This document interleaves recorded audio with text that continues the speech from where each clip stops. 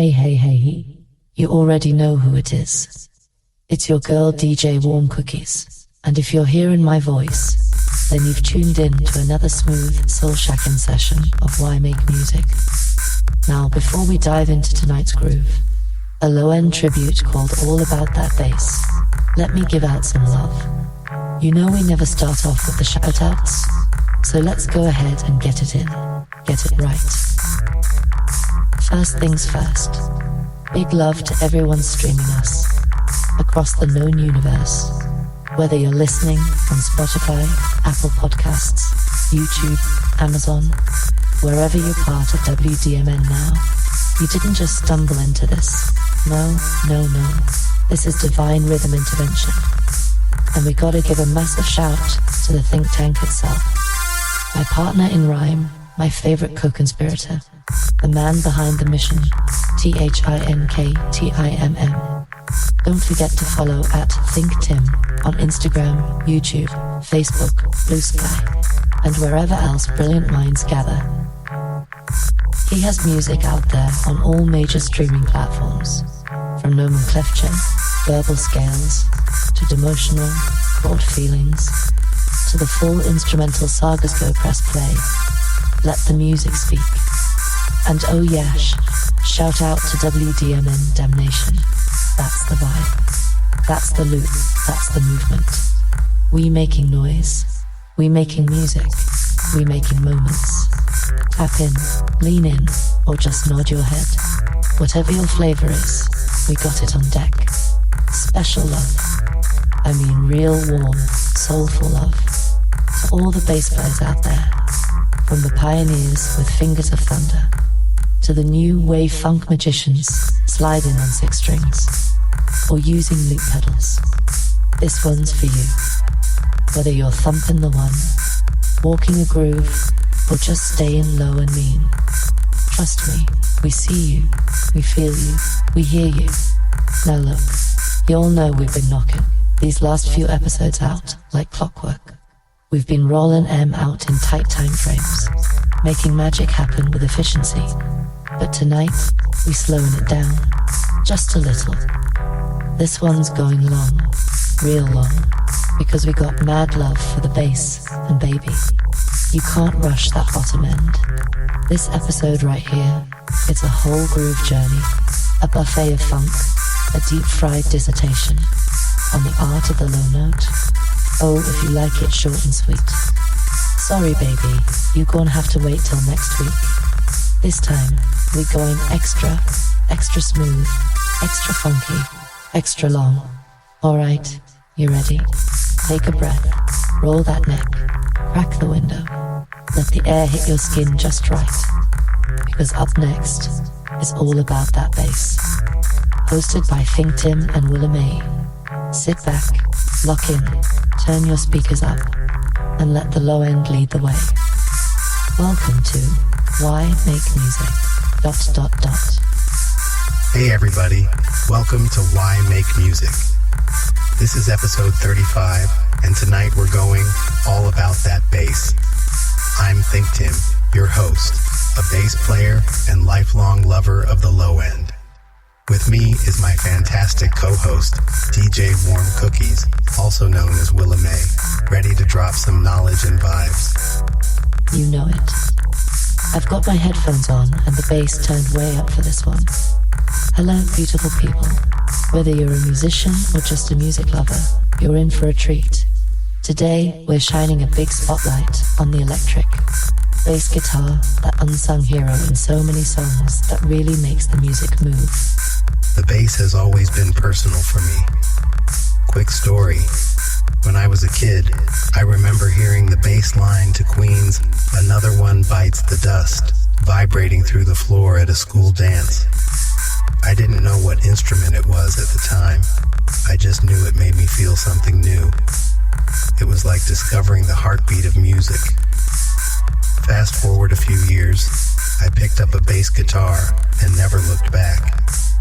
Playing those low notes felt like tapping into a power source. Bass does that. It connects with you physically. It's the instrument that you feel as much as hear. And it's often the glue holding everything together. even if it's not always in the spotlight. Exactly. And today, we are putting it in the spotlight. We'll talk about the pioneers of the electric bass, the slap bass revolutionaries, the funk rock fusion masters, modern experimental wizards, and some amazing women in bass who've paved their own grooves. We've got legendary names from Larry Graham to Thundercat, from Carol Kaye to Esperanza Spalding, and so many more. Plus, stick around for some personal anecdotes. I've got one about seeing Meshell Ndegeocello perform live in Philly that I can't wait to share. We're also going to get into gear a bit, those signature bass guitars, pedals, and sounds that helped define these players, and ultimately wrap up with why the bass still matters in music today, as if it was ever in doubt. I'm excited. Let's kick it off by rewinding to where it all began for the electric bass guitar. Cue a little vintage bass groove in the background. Maybe a walking bass line from a 50s jazz track. Pioneers of the electric bass. The electric bass guitar itself was invented in the 1950s. Leo Fender's precision bass came in 1951 and changed everything. But it really took visionary players in the 60s and 70s to show what this new instrument could do. Let's talk pioneers of the electric bass, the trailblazers who made the bass guitar a force in music.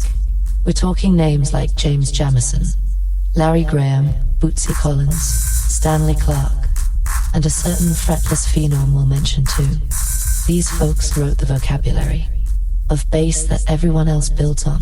James Jamerson. In the early 1960s, James Jamerson was the heartbeat of Motown Records. He was the uncredited bassist on dozens upon dozens of Motown hits. Seriously. The man's resume of #1 songs eclipses even the Beatles and Rolling Stones.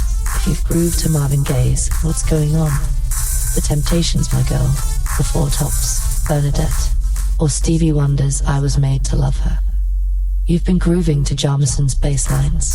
Jamerson had a jazz background and brought a melodic, fluid style to R&B that just hadn't been heard before. He played mostly one finger, the famous hook finger, on his right hand, and he rarely, if ever, changed the flat wound strings on his bass. The instrument he used was a stock 1962 Fender Precision bass that he nicknamed the Funk Machine, and its sound was a deep, warm thump with just enough punch to carry those intricate lines. Jamerson's lines were just beautiful. They had this dancing quality, full of syncopation and passing tones. He treated bass like a musical voice, not just root notes. Take Bernadette. During the chorus, his bass is practically singing a counter melody beneath the vocals. And yet, he always locked in with the drummer, the Motown Funk Brothers drummer Benny Benjamin or Uriel Jones, to drive the song forward. Story goes, when Marvin Gaye recorded What's Going On, Jamerson laid down that famous bass line while lying on the studio floor, half drunk, because he'd been out gigging and was called into the session late, and he still nailed it in one take. That's raw talent and feel. And it wasn't just the notes he played, it was the sound. Jamerson kept his Fender Precision's tone controls low, and often stuffed foam under the bridge cover to mute the strings, achieving that signature muted, fat Motown tone. On recordings, it sat in the mix like a friendly giant, supportive but unmistakable. It's been said Motown producers had to fight to get his bass high enough in the mix. The result was those songs having a warmth and groove that powered the Motown sound. Jamerson truly set the standard for bass as the soul of the rhythm section.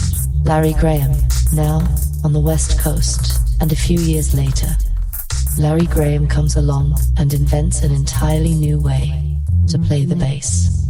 That's not an exaggeration.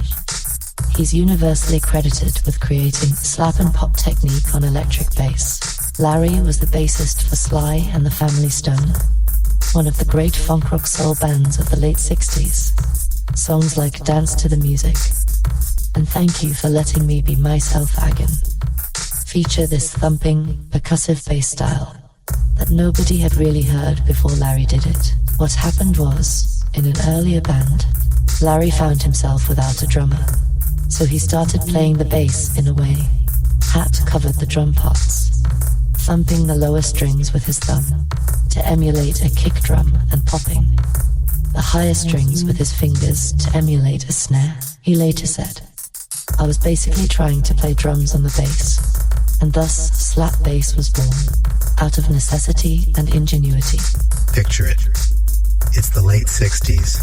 You're at a Sly and the Family Stone show, and Larry Graham steps up with his bass. Instead of the usual finger-style walking or grooving, he whacks the string with his thumb. Boom! Then tugs and snaps a string. Pop. It must have been like a rhythmic shockwave. On "Thank You for Letting Me Be Myself Again," that rubbery, aggressive groove hitting your chest was like nothing before. Larry's innovation expanded what the bass could do. He made it both a rhythm and a lead instrument simultaneously. He took that style forward with his own band, Graham Central Station, in the 70s, on tracks like Hair and The Jam, which are like textbooks for slap bass players. And technically, what Larry did was bring an old upright bass trick into the electric era. Jazz and blues upright bassists had been slapping the string against the fingerboard for percussive effect for decades, but nobody applied it to electric bass guitar until Larry came along. Once he did, it opened a floodgate. The tone he got was a very snappy, bright sound. He often played a Fender jazz bass early on, and later a custom moon bass with a deep bottom and a percussive smack on top. It gave funk music its signature sonic kick. Songs like Thank You and Everyday People, though that one's more conventional, put the bass guitar front and center in pop music in a whole new way. And let's mention Larry Graham's thumping and plucking inspired basically every slap bassist that followed. From Bootsy to Flea to Marcus Miller, he's rightfully called the godfather of slap bass.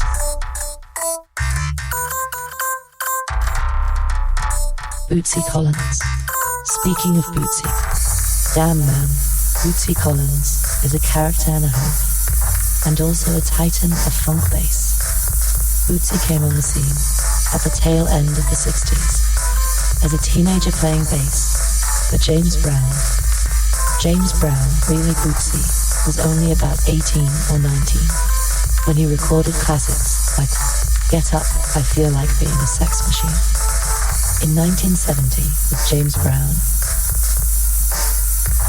his style back then was actually pretty straightforward funk, rock solid on the groove, hitting the one. James Brown was all about accenting the first beat of the measure, the one, and Bootsy delivered that fundamental foot on the floor. But Bootsy's story gets wilder. After a short but significant stint with James Brown, he and his brother, Catfish Collins, left the band and got scooped up by George Clinton of Parliament Funkadelic. That's where Bootsy's full persona blossomed. He became this sci-fi funk superhero with star-shaped sunglasses and even a star-shaped bass to match. The infamous space bass. Bootsy's space bass is legendary in itself. A custom-built star-shaped bass guitar covered in crazy colors and lights. But beyond the look, Bootsy brought a feel. He took what Larry Graham did and added a whole lot of psychedelic grease to it. Listen to Parliament's Give Up the Funk, Tear the Roof Off the Sucker, or funkadelic jams like Flashlight. On Flashlight, Bootsy actually played keyboard bass, but he dialed it in to sound like his style, that elastic, booty-shaking groove. He's got this way of playing behind the beat, a lazy funk swagger, and he'll often use effects to make the bass sound almost like a synth or a spaceship taking off. He was one of the first to really push effects pedals for bass. The Neutron 3 envelope filter, giving that wah-like funky quack, was a key part of his sound. He even said, without it, there ain't no Bootsy about that pedal. Fuzz, wah, phasers, He'd use it all to get that trippy funk tone. And Bootsy's persona, we have to mention it. He wasn't the sideman hiding by the drummer. He was often front and center, shouting out funky slogans, dressed in starry, freaky costumes. He brought a showmanship to bass that was totally new. Yet, for all the flash, his bass fundamentals were tight as anything. Take I'd Rather Be With You by Bootsy's Rubber Band. It's a slow jam, but the bass carries the whole song, with this gooey, seductive groove. And then he uses a bit of distortion and filter to make it almost talk. Or Bootzilla, where he literally uses the bass to converse with that Bootzilla baby. Falsetto in tandem. Under George Clinton's mentorship, Bootsy basically solidified funk bass. Heavy on the one, make it fun, make it deep. By the way, Bootsy's famous advice to bass players: keep it on the one. Always come back to that downbeat. James Brown drilled that into him. You ain't on the one, Bootsy, he'd say, when Bootsy got too busy. And Bootsy carried that lesson through his career, even as he got wild and woolly on top of it. Stanley Clarke, now shifting gears in the jazz fusion realm. One pioneer stands tall. Stanley Clarke. Stanley came up in the early 70s and co-founded the seminal fusion group, Return to Forever with Chick Corea. He's important because he was really the first electric bassist to become a bona fide superstar as a soloist in jazz. I mean, he was headlining shows and selling out venues as a bassist. That was unheard of before.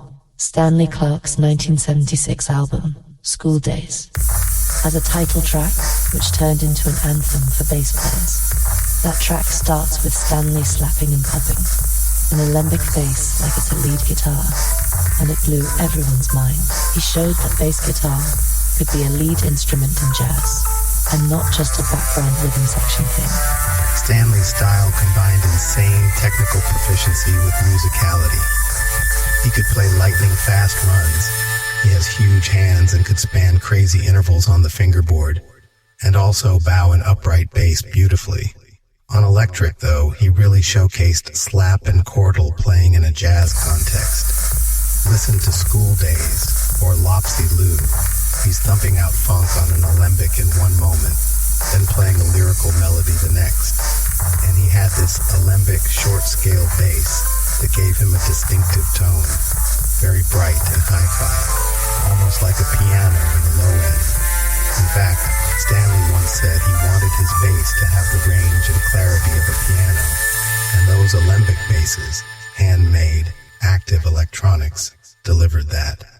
He was also the first jazz fusion bassist to really tour like a rock star. By mid-70s, he was headlining his own shows, doing bass solos for big audiences that blazed a trail for folks like Jaco Pastorius and Marcus Miller later, proving audiences would indeed come out just to see a bassist if the music was compelling. Something I love about Stanley Clarke: he could groove hard when he wanted, as in his work with George Duke. Check out tracks like Reach For It, where Stanley's groove is so deep, in the pocket you can't even see daylight. But he also expanded the bass's role. He'd play lead lines in unison with Chick Corea's keyboards. He'd do unaccompanied bass solos that had fans screaming in Return to Forever live shows. There was always a Stanley solo spot, and he even experimented with piccolo bass, a bass tuned an octave higher, to take solos in the guitar range. He basically said, there's no part of music the bass can't be part of, and historically, he's a giant. The first fusion bassist to have gold records and Grammys, and all that as a band leader. Truly a pioneer. Jaco Pastorius. We can't discuss pioneers without talking about Jaco Pastorius, even though the prompt didn't list him explicitly. I think everyone would agree Jaco belongs in this pantheon. Jaco came a little after Stanley, mid to late 70s, and he revolutionized the bass in a different way. He was the master of the fretless bass, Jaco pulled the frets out of his Fender jazz bass, famously filling the lines with wood filler and coating it with marine epoxy. And that gave him a singing, sliding tone that was completely fresh in electric music. On top of that, he had ridiculous technique, super fast, precise, and imaginative. He could play chords, do this thing with harmonics, like bell-like tones, by lightly touching the string. Listen to his composition Portrait of Tracy, which is basically a bass harmonics masterpiece. It sounds like droplets of water and chimes, all done on one solo bass. And then he could groove like no other two. His bass line on Weather Report's Teen Town is a sprinting funk jazz clinic. Jaco called himself the world's greatest bass player, and you know, he kind of backed it up. He had swagger and a rock star attitude, shirtless with long hair, doing flips on stage sometimes, but also the musical depth to live up to the hype. With Weather Report, the premier jazz fusion band of the 70s, Jaco brought the bass up in the mix and into the spotlight. Tracks like Birdland, he's not just underneath, he's doubling melodies, sliding in fills. One of his signature moves was using chorus effect on his fretless bass to give it an even more lush, singing quality, like on his famous solo piece, Continuum. And his groove on Joni Mitchell's Coyote or Herbie Hancock's Stuff. It showed he wasn't just about flashy soloing. He could sit in the groove and lift the whole band.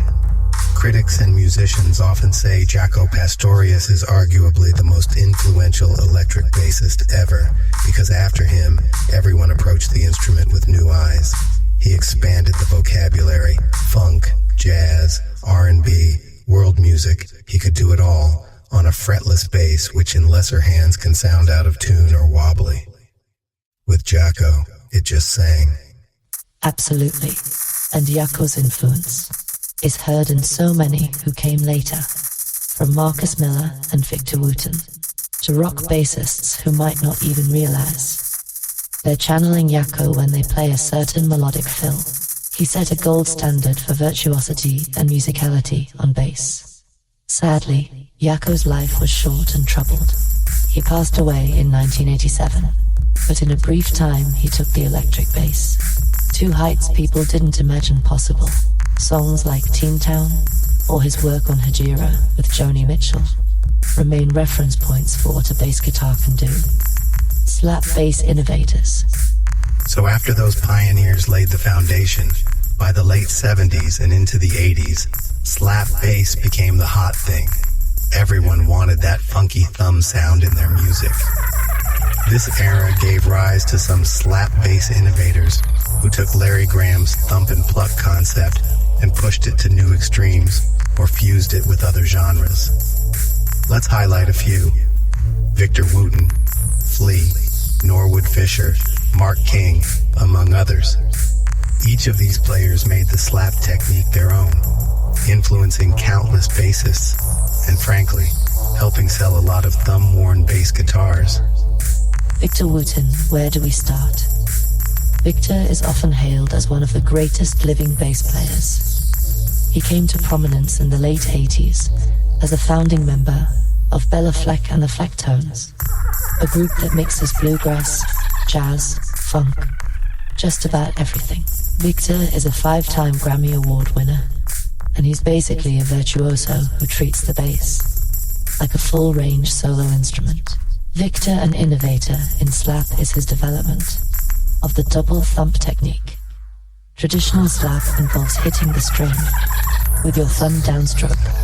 Victor popularized the idea of also doing an upstroke with the thumb on the way back, effectively using the thumb like a pick, going down, dash up, dash down, dash up. It allowed him to play incredibly fast, seamless lines that mix slapped notes and popped notes at blur speed. If you want your jaw dropped, watch a video of Victor Wooten soloing.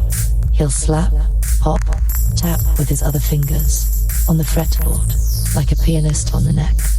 He even used the bass's harmonics for melody, yet, crucially, he grooves hard. One of his famous pieces is "You Can't Hold No Groove If You Ain't Got No Pocket." That title says it all. No matter how fancy you get, the groove comes first. And Victor's groove is monstrous. He can hold down a song in 4 quarters and still make it dance. Rolling Stone magazine once listed him among the top 10 bassists of all time, alongside legends from earlier eras. He's also been called the Michael Jordan of the bass. He's that impactful. I've seen Victor live a couple of times, and each time I basically spend half the show shaking my head in disbelief and the other half grinning ear to ear. He'll do things like play a heartfelt, slide-filled rendition of Amazing Grace on bass using harmonics. It sounds like an entire gospel choir humming, then seamlessly break into a dirty funk groove that makes the whole audience shout. And he often does solo bass sets, where he'll use a looper pedal to lay down a slapped beat, then layer chordal comping, then solo over it, all on bass. It's one of those experiences that redefines what you thought a bass could do. Importantly, Victor is also a teacher and thinker about music. He wrote a book called The Music Lesson. He emphasizes feeling and listening as much as technique. So even though he's a slap monster, he always reminds people, groove and musicality first. Now, Flea real name Michael Balsari of the Red Hot Chili Peppers. If you grew up on 80s, 90s rock, Flea's slap bass was unavoidable in the best way. Flea was heavily influenced by Bootsy Collins and Larry Graham, as well as punk rock energy. Red Hot Chili Peppers started out as a wild funk punk band, and Flea's bass was basically the lead instrument many times, because the guitarist Hillel Slovak and then John Frusciante often played more textural or riffy stuff while Flea was going off on these popping funk lines. Give it away that bass line is pure slap swagger, an incessant pop and slap riff that drives the whole song, or their cover of Stevie Wonder's Higher Ground. Flea slapping all over that with a super aggressive attack. Really digging in, his approach was often to slap almost every note of a line, as opposed to intermixing slap and fingerstyle, when he wanted that percussive effect. But here's the thing, Flea can also be incredibly melodic, and choose not to slap. By the time the Chili Peppers did, Under the Bridge or Californication, he mostly stuck to fingerstyle and showed his range. Still, slap is a huge part of his toolkit and identity. He often used Music Man Stingray basses early on, which gave him that bright, zingy tone. ND later a modulus bass with graphite neck, and currently often a jazz bass. But regardless of the bass, when Flea slaps, you know it's Flea. There's an urgency and attack that matches his on-stage persona. The man basically bounces around like he's on a trampoline while playing. One of my favorite Flea moments is the song Aeroplane. The main groove is a plucked, funky line, but in the bridge, Flea breaks into a slap bass solo that's both funky and kind of beautiful. He uses the slap technique to create a syncopated, almost Latin percussion vibe before sliding back into the groove. And live, man, Flea would throw in slap fills even where they weren't on the studio record. It's like he can't resist because that's part of how he expresses himself. Another track, Stone Cold Bush, from Mother's Milk album, is Slap Insanity, a flurry of notes, very fast and gritty. But importantly, Flea's slap always served Red Hot Chili Peppers songs, which mix funk and rock. He wasn't doing it to show off. Okay, maybe a little in the early days. He was doing it because that fiery slap sound was the Chili Peppers' attitude. Funky, rebellious, a bit chaotic, but totally infectious. Norwood Fisher. Let's give some love to a perhaps lesser known but utterly badass slapper, John Norwood Fisher from the band Fishbone. If you don't know Fishbone, they're a legendary Los Angeles band formed in the late 70s, early 80s that blends funk, punk, ska, and rock.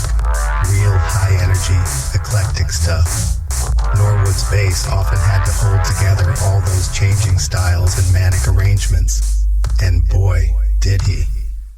He's known in the bass community as a powerhouse of slap and fingerstyle.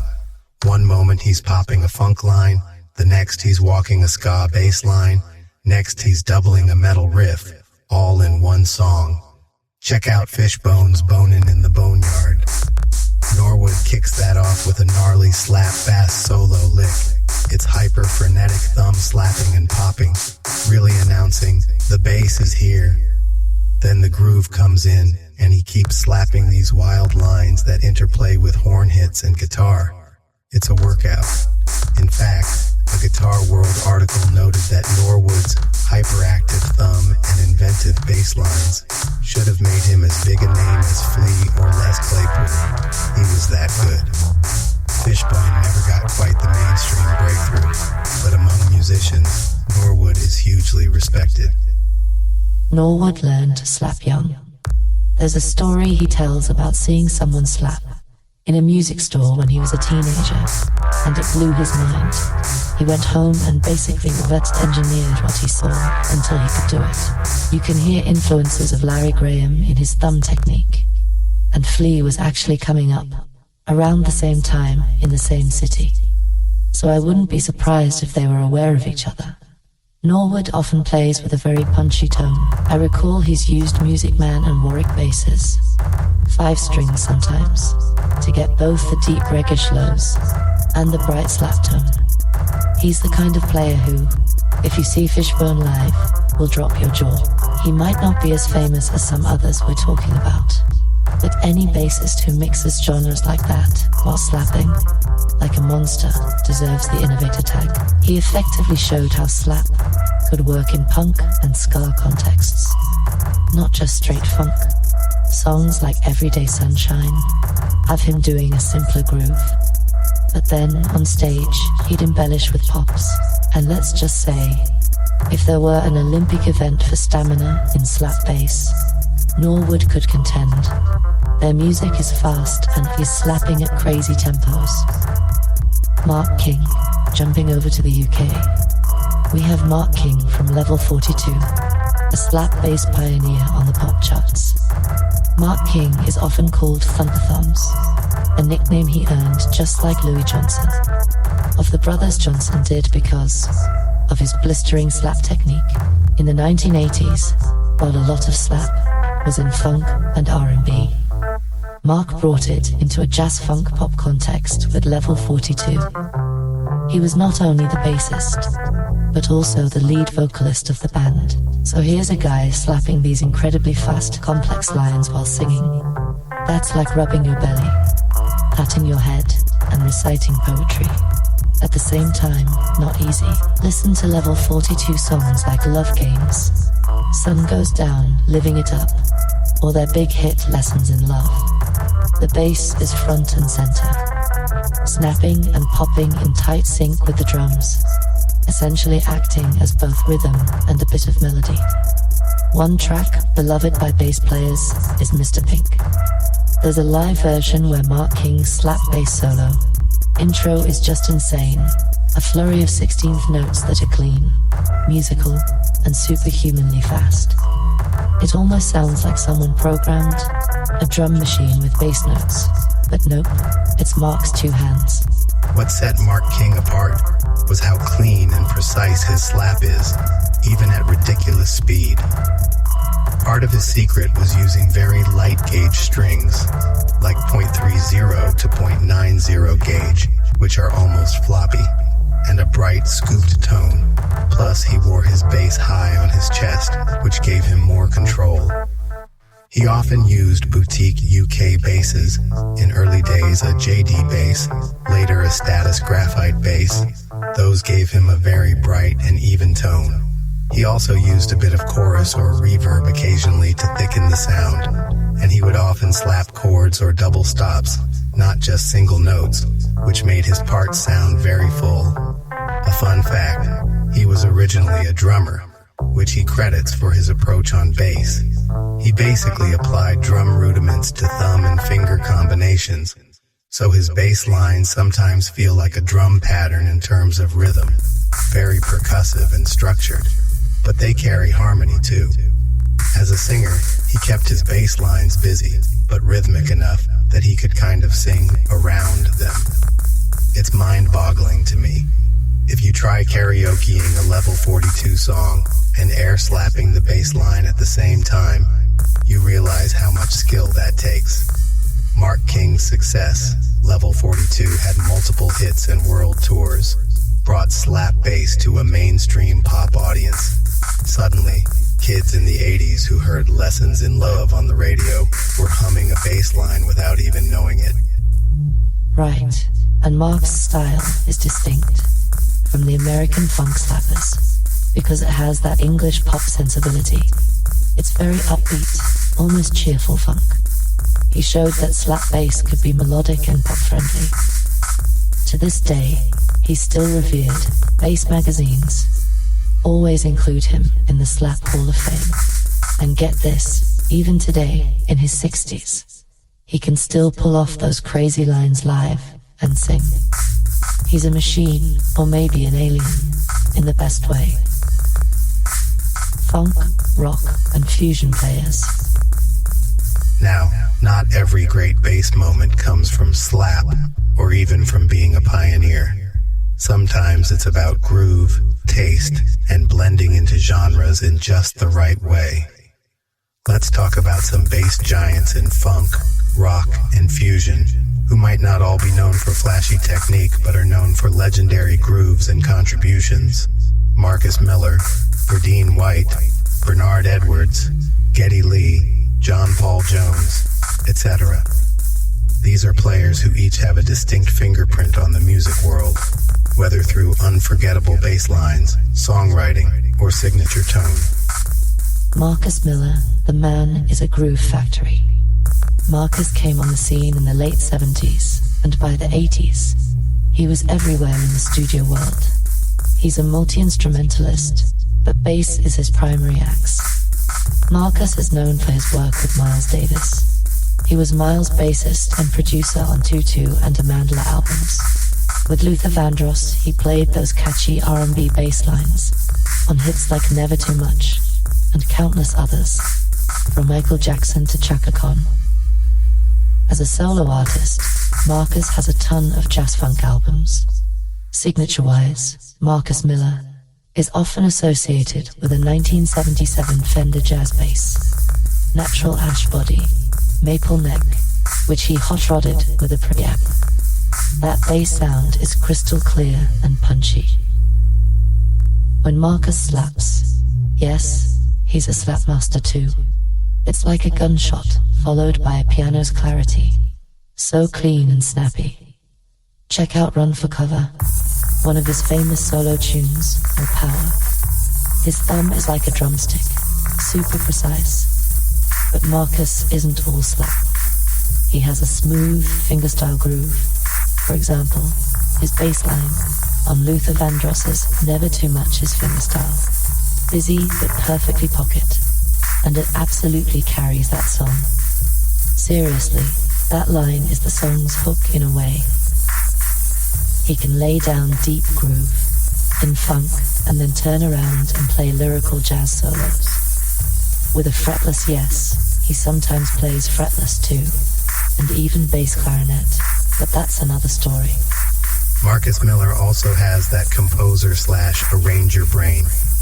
He's often the producer in sessions, so he has a knack for knowing when the bass should step up or step back. When he worked with Miles Davis, he wasn't just playing bass, he was crafting the whole vibe. The title track, Tutu, is basically Marcus's composition, where the bass sets the moody tone and even plays the main riff. One of my favorite Marcus grooves is Detroit, from his album Silver Rain. It's fingerstyle, but with such a bounce that it almost feels like slap. He's ghost noting and grooving so hard. Also, fun fact, Marcus often employs double thumb and pluck, like Wooten style, in his slap to get 16th note rolls. But he does it in service of taste, not just to show off. And the dude's won Grammy Awards, is in the Jazz Hall of Fame, etc. He's world class, a testament to his versatility. He's played with jazz legends, R&B divas, pop icons, and always fits right in. Marcus Miller personifies the modern funk/fusion bassist who can do it all. Verdine White.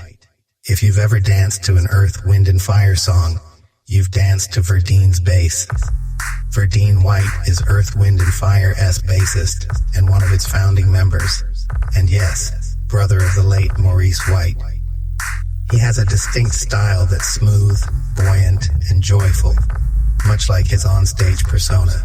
He's that slender guy with long, flowing hair you've seen in all the Earth, Wind & Fire performance videos, absolutely smiling and grooving every second. Verdine's bass playing might not be as showy as some others we've discussed, but it's fundamental to some of the greatest funk, soul, and disco tracks of all time. Songs like September, Let's Groove, Boogie Wonderland, Shining Star, all driven by Verdine's solid lines. What's interesting is Verdine was classically trained on upright bass as a young man, and he brought a certain finesse to electric bass because of that. He took lessons from Louis Satterfield, a Chess Records session bassist, and combined that with a love of funk. The result? Lines that are melodic and bouncy. For example, in September, he's not just hitting root notes. He's doing melodic runs that interplay with the horn lines, but you almost don't notice because they fit so well. In Shining Star, he famously doubled the guitar riff in parts, adding a fatness to it. And live, Verdine would take an occasional solo where he'd show off some fast runs and bluesy licks. Check out some live EWF from the 70s. Verdine could shred a bit when allowed, but mostly he focuses on groove. I recall him saying in an interview that he realized the song was king and he didn't worry about the bass being complex for its own sake. He'd serve the song melodically when needed and hold down the groove when that was needed. Also worth noting, Verdine White's stage energy is infectious. He's often hopping around, dancing in sync with the other band members, all while never missing a beat on bass. That showmanship, combined with tight musicianship, helped Earth, Wind & Fire become one of the biggest bands ever. Gear-wise, Verdine has used a Fender jazz bass for a lot of his career. He even has a signature model now. The jazz bass, with its smoother attack and a bit of scooping tone, helped his notes blend.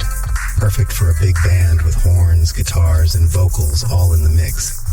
He also often plucks over the fretboard, a little trick to get a softer, rounder tone.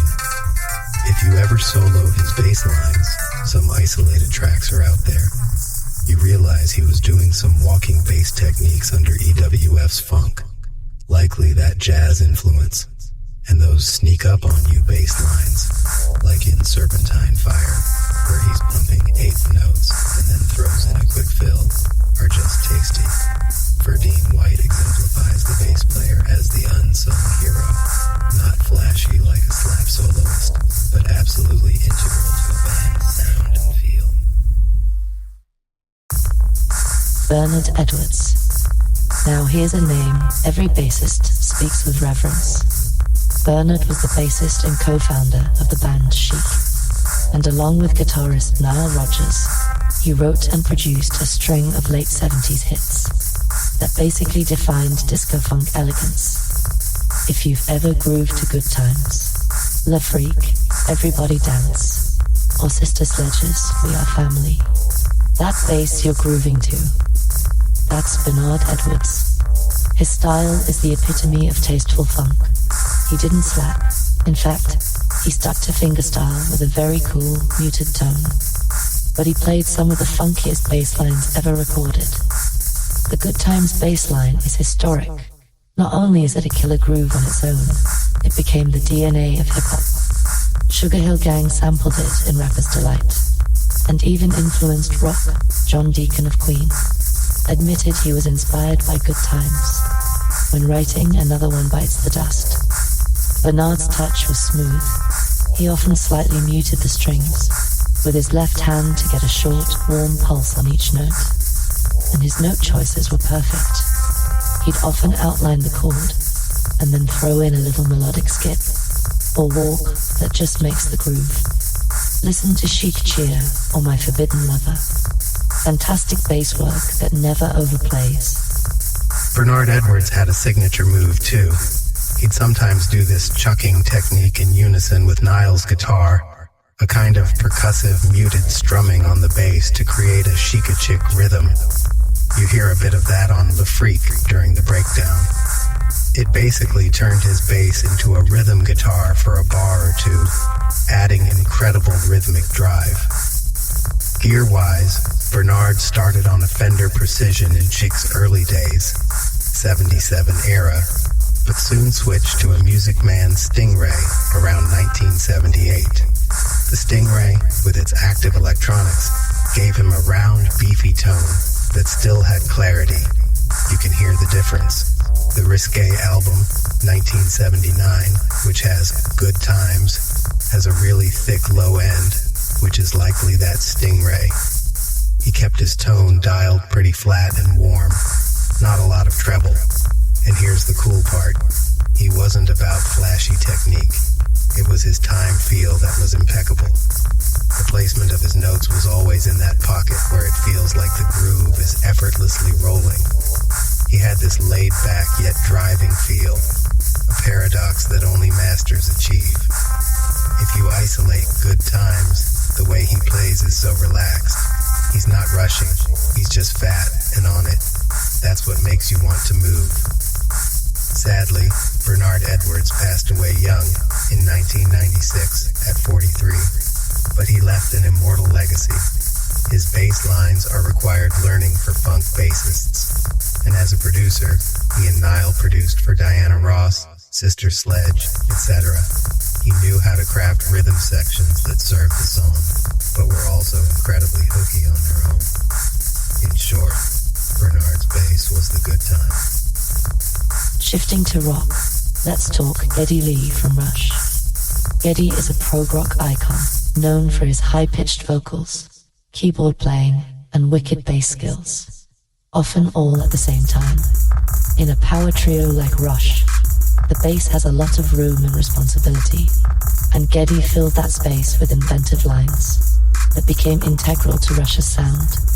Early on, Geddy was very influenced by Jack Bruce Cream and Chris Squire, yes, meaning he wasn't content to just play simple backing. He made the bass a lead voice alongside the guitar. Take YYZ, an instrumental like Geddy's bass riffs carry as much melodic weight as Alex Lifeson's guitar, or Red Barchetta, where during the guitar solo, Geddy's bass is doing a counter melody rather than just root notes. One of his standout moments is the bass solo in Free Will. He unleashes a flurry of notes up and down, the neck in a very melodic way, and it's all while the band is in complex 13/8 timing. Geddy often played with a bright, grinding tone, thanks in part to using a Rickenbacker 4001 bass in the 70s. That Rick had a crisp attack, and he'd run it through powerful amps, sometimes splitting the signal to get both low end and a distorted top end. He later switched predominantly to Fender jazz basses, which he said gave him a bit more low-end heft, but he dialed in the tone on those two still have that aggressive edge. In the 80s, for songs like Tom Sawyer, he even played synth bass for deep drones, while plucking bass guitar, talk about multitasking. And live performances, he'd trigger keyboard bass pedals with his feet, while singing and playing bass. There's practically a joke among Rush fans that Geddy Lee has 3 brains to do all that. Musically, what I love about Geddy is that he found the sweet spot between technical and tasteful. Rush's music often has odd time signatures and rapid changes, so he had to be technically strong. But he also has a killer sense of melody. A lot of Rush songs have the bass as a hook. The bass intro of Spirit of Radio, that jazzy walking bit into rock riff, that's Geddy. The growling opening of Roundabout, oh wait, that's Yes, Chris Squire. But funnily, Rush often got compared to Yes in their early days. Geddy's tone and approach in the 70s definitely had Squire's influence. Squire also used a Rickenbacker and had that piano wire sharpness. However, Geddy made it his own, especially as he embraced the jazz bass. By Moving Pictures era, Geddy's lines like in Limelight or Vital Signs are groovy, even reggae-tinged at times, but still uniquely Rush. Plus, he anchored a lot of Rush's sound, since Alex Lifeson, guitarist, often used chorusy, spacious guitar tones.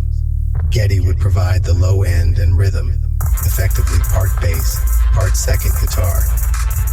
One of the ultimate showcases is La Via Strangiato, an instrumental where Geddy navigates through rock, funk, and swing sections, sometimes doubling guitar lines with astonishing precision. And did I mention he sings like an air raid siren on top of it? That still baffles me. Geddy Lee proved that rock bass could be complex and prominent without sacrificing the power trio punch. A lot of rock bassists cite him as the guy who made them realize the bass could be as interesting as the lead guitar. On the subject of rock bass, we must mention John Paul Jones of Led Zeppelin. Now, Zeppelin's often lauded for Robert Plant's vocals, Jimmy Page's guitars, John Bonham's drumming, but John Paul Jones was the secret glue and a phenomenal musician in his own right. He played keyboards and arranged songs also, but let's focus on his bass. JPJ, as he's affectionately called, had a more supportive role in Zeppelin, compared to someone like Geddy in Rush, but his bass lines are incredibly musical. For instance, Ramble On. During the verses, he plays this beautiful melodic line that walks up and down, outlining the guitar chords, adding a light, almost folksy bounce. It's not just root notes, it's a counterpoint to Plant's vocals and Page's acoustic guitar. Then in the chorus, he locks in with Bonham with a more driving groove, or the Lemon Song, where he basically does a blues bass solo throughout the song. He's improvising around the blues scale the whole time, and it's brilliant. He even throws in a bit of Howlin' Wolf's Killing Floor riff, Good Times, Bad Times. The very first track of Zeppelin's debut has JPJ doing rapid-fire triplets on bass behind the chorus, a technique he achieved with fast three-finger plucking. That was flashy for 1969 rock, and it kind of announced this band has a bassist who's got chops. John Paul Jones often used a Fender jazz bass. A 1962 Jazz was his main axe in the early years. That gave him a warm, round tone that could punch when needed. He wasn't about distortion or extreme brightness. He often sat just below the guitar in frequency, holding down the fort. A perfect example of his supportive genius is Stairway to Heaven. People rarely talk about the bass in that song because there's so much else. But when the drums and bass come in, JPJ plays a lovely moving line that adds weight without overpowering the delicate guitar and vocals. It's exactly what the song needs at each moment. Another is Black Dog. The riff is famous, but note when the band stops and starts, JPJ always comes in a fraction of a second behind Page's guitar riff, giving it that swagger. Whether intentional or just feel, it's so cool because it makes the groove sound greasy and heavy. And live, because Zeppelin was just one guitar, JPJ often had to fill space. He'd sometimes use an 8-string bass or effect to thicken the sound, or play keyboard bass on songs like No Quarter, while foot-pedaling the actual bass notes. He even had a custom triple neck instrument at one point, one neck being an 8-string bass, to pull off some live arrangements. DJ Warm Cookies. Importantly, John Paul Jones came from a session musician background. He arranged and played on pop records before Zepp, so he brought a lot of versatility. He could throw in funk, listen to the grunge, Zeppelin's James Brown-esque funk jam. JPJ's bass is super syncopated and playful there. He could do folk and country vibes. Bron Y.R. Stomp has him on fretless acoustic bass guitar. He even dabbled in using a fretless electric later, but primarily, he's revered for rock-solid lines that groove hard. You can absolutely nod your head to Zeppelin, thanks largely to him and Bonham locking in, and yet are musically interesting. Many a hard rock bassist learned that you can be creative because of JPJ, not by soloing, but by writing bass parts that stand as memorable in their own right. If you hum the riffs of Ramble On or Good Times, Bad Times, you're humming bass lines. That's legacy. Modern and experimental bassists. As music headed into the 2000s and 2010s, bass playing continued to evolve. New genres, new technologies, and new musical philosophies gave rise to a crop of modern and experimental bassists who are doing really exciting things. Let's highlight 4: Thundercat, MonoNeon, Michael League, and Jamareo Artis. They each represent a different aspect of today's bass landscape, from futuristic funk jazz fusion to genre-blending world music to straight-up modern pop funk. Thundercat's real name, Stephen Bruner, is one of the most celebrated bassists of the last decade. If Larry Graham and Jaco Pastorius had a child in a cosmic jazz nebula, well, that child might be Thundercat, the funkiest cat in modern times. He's known for his solo albums, like Drunk and It Is What It Is, where he sings and plays bass, and for his collaborations with artists like Flying Lotus and Kendrick Lamar. Style-wise, Thundercat plays a 6-string bass, often a hollow body Ibanez custom, which gives him extended range to play chords and high melodies, and boy, does he use that range. One moment he's holding down a funky R&B groove, the next he's shredding lightning-fast jazz fusion lines, or soloing like a lead guitarist, all on bass. His sound is very distinct. He often uses effects like chorus, wah, and reverb to create almost an electric keyboard or synth feel from the bass. Take his popular track Them Changes. The bass line, which slyly is built on a sample of the Isley Brothers' Footsteps in the Dark Drums, is a chunky, soulful riff that drives the song and also acts as a hook. He sings over it in a laid-back high voice. Then, on other tracks like an instrumental, he unleashes virtuosic runs that are lightning fast but still somehow groovy and cheeky. That track is under 3 minutes and basically melts your face with bass. Also, notably, Thundercat's bass playing on Kendrick Lamar's These Walls and other cuts on To Pimp a Butterfly helped bring live jazz-funk bass into modern hip-hop in a big way.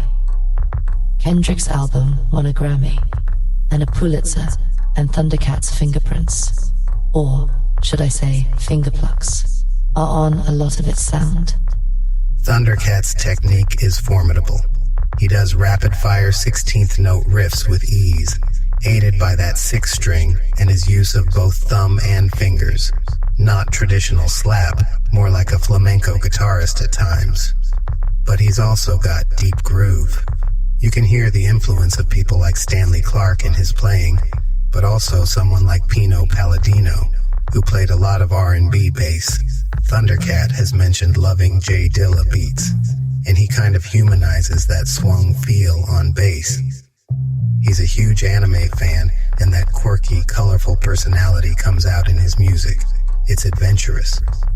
Some songs will suddenly shift tempo or style, and the bass often leads those changes. Thundercat has made young audiences pay attention to bass again. You'll find teenagers who might not know Jaco, but they know Thundercat and are impressed that a bass player can be a frontman and shredder. It's done a lot for the instrument's cool factor in the modern era. Plus, seeing him live is something. He'll be up there with just a drummer and keyboardist sometimes, and yet fill the sonic space fully, because his 6-string bass covers bass lines, chords, and melodies as needed. It's a far cry from the just stand in the back traditional bass roll. MonoNeon government name Dwayne Eric Thomas Jr. Talk about unique. MonoNeon is an experimental funk bassist, known as much for his eccentric style, both musically and fashion-wise. As for his deep groove, he was actually the last bassist to work with Prince. Prince caught on to his viral videos and invited him to Paisley Park, which tells you Prince recognized his talent. MonoNeon often plays a left-handed bass, strung upside down. He's lefty, but leaves the strings in righty order, meaning he's effectively playing the low string with his bottom fingers. A very unusual setup. This contributes to his peculiar sound. He might fingerpluck the high strings with his thumb and index in a way others don't. His sound is heavy, dirty, funk, with a twist of the avant-garde flair for icing on the cake. You'll hear him lay down a super greasy, old-school groove, reminiscent of the Stax Records, Memphis Soul. Fitting, since he's from Memphis. But then he'll throw in outside dissonant notes or crazy slides that add a quirky flavor. A track like Hot Cheetos. Yes, he has a song by that name. Shows his wild side. But then he has jams on albums with Ghost Note, a funk jam band spin-off of Snarky Puppy. Here, he's just in the pocket, nasty. MonoNeon also became famous for those social media videos where he'd improvise bass lines to random YouTube clips like people speaking in funny voices or viral videos. He'd match the tonal inflections with bass notes. That's a whole new level of ear training and creativity. Basically turning speech into music on the fly. It's weird, hilarious, and musically brilliant all at once. MonoNeon's gear and tone often involve flat-wound strings for a thumpy sound, and he'll put like a sock or cloth by the bridge to dampen the sustain, old-school trick, but then pump that through effects, like octave pedals, fuzz, and filters, to get these wobbling, almost synth-like bass tones. In essence, he merges the vintage and the modern, and the dude's chops are serious. Listen to the song Smoke Break with Snow Allegra that MonoNeon played on. The groove is so tight and swaggering. Or his contributions on Mac Miller's last album. MonoNeon can be very tasteful when needed, but he really shines in free-form, funky improvisation. Seeing him live, he might hold down a P-Funk style groove for a while, then suddenly you hear these microtonal slides or a flurry of pops. He keeps you on your toes. He's showing a new generation that funk can be experimental, and that out there art can still groove hard. And again, Prince's endorsement of him speaks volumes. Prince had an ear for great bassists, and MonoNeon joining that lineage, including Larry Graham, Louis Johnson, Rhonda Smith, etc., is a big nod. Michael League. You might not immediately think bass hero with Michael, because he's more known as a band leader, composer, but that in itself is significant. Michael League is the founder of Snarky Puppy, the Grammy-winning ensemble that marries jazz, funk, and world music. In Snarky Puppy, Michael plays bass and is the primary composer arranger, so he's often in the background on stage, usually sitting on a stool grooving with a baseball cap on, while the rotating cast of soloists do their thing. But don't underestimate his playing. He is a groove specialist.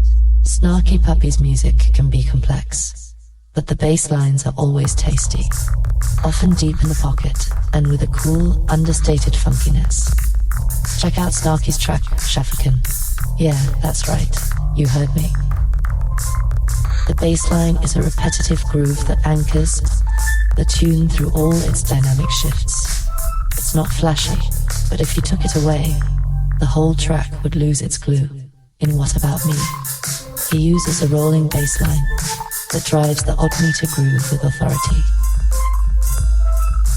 Michael's tone is usually warm and supportive. I believe he often uses a 5-string electric bass. He has used Fodera and Fender, and now has some custom ones.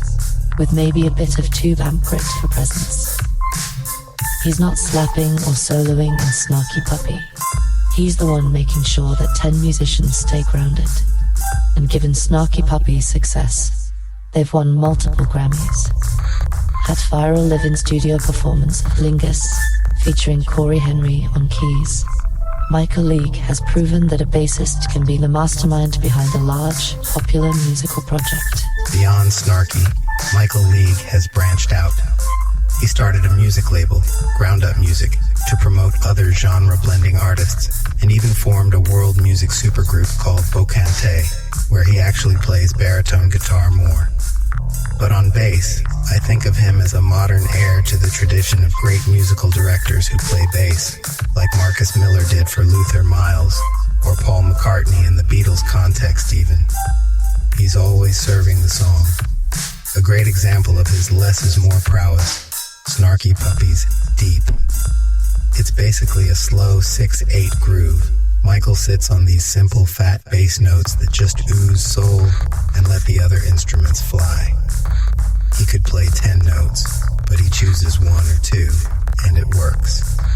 Also, because Snarky Puppy blends styles, Michael's very adept at switching tone feel. 1 minute laying a straight funk line, next minute doing a reggae dub bass, next doing Afrobeat style repetitive groove. It's subtle sometimes, but he's absorbing and reflecting a lot of traditions. In doing so, he's inspiring many young bassists to be musicians first, to learn theory, arrangement, and not just licks. I'd say he's a modern role model for the bassists who want to run a full show in a good way. Finally, let's highlight Jamareo Artis, a name that might not be as widely known as Thundercat, but tens of millions have heard him play.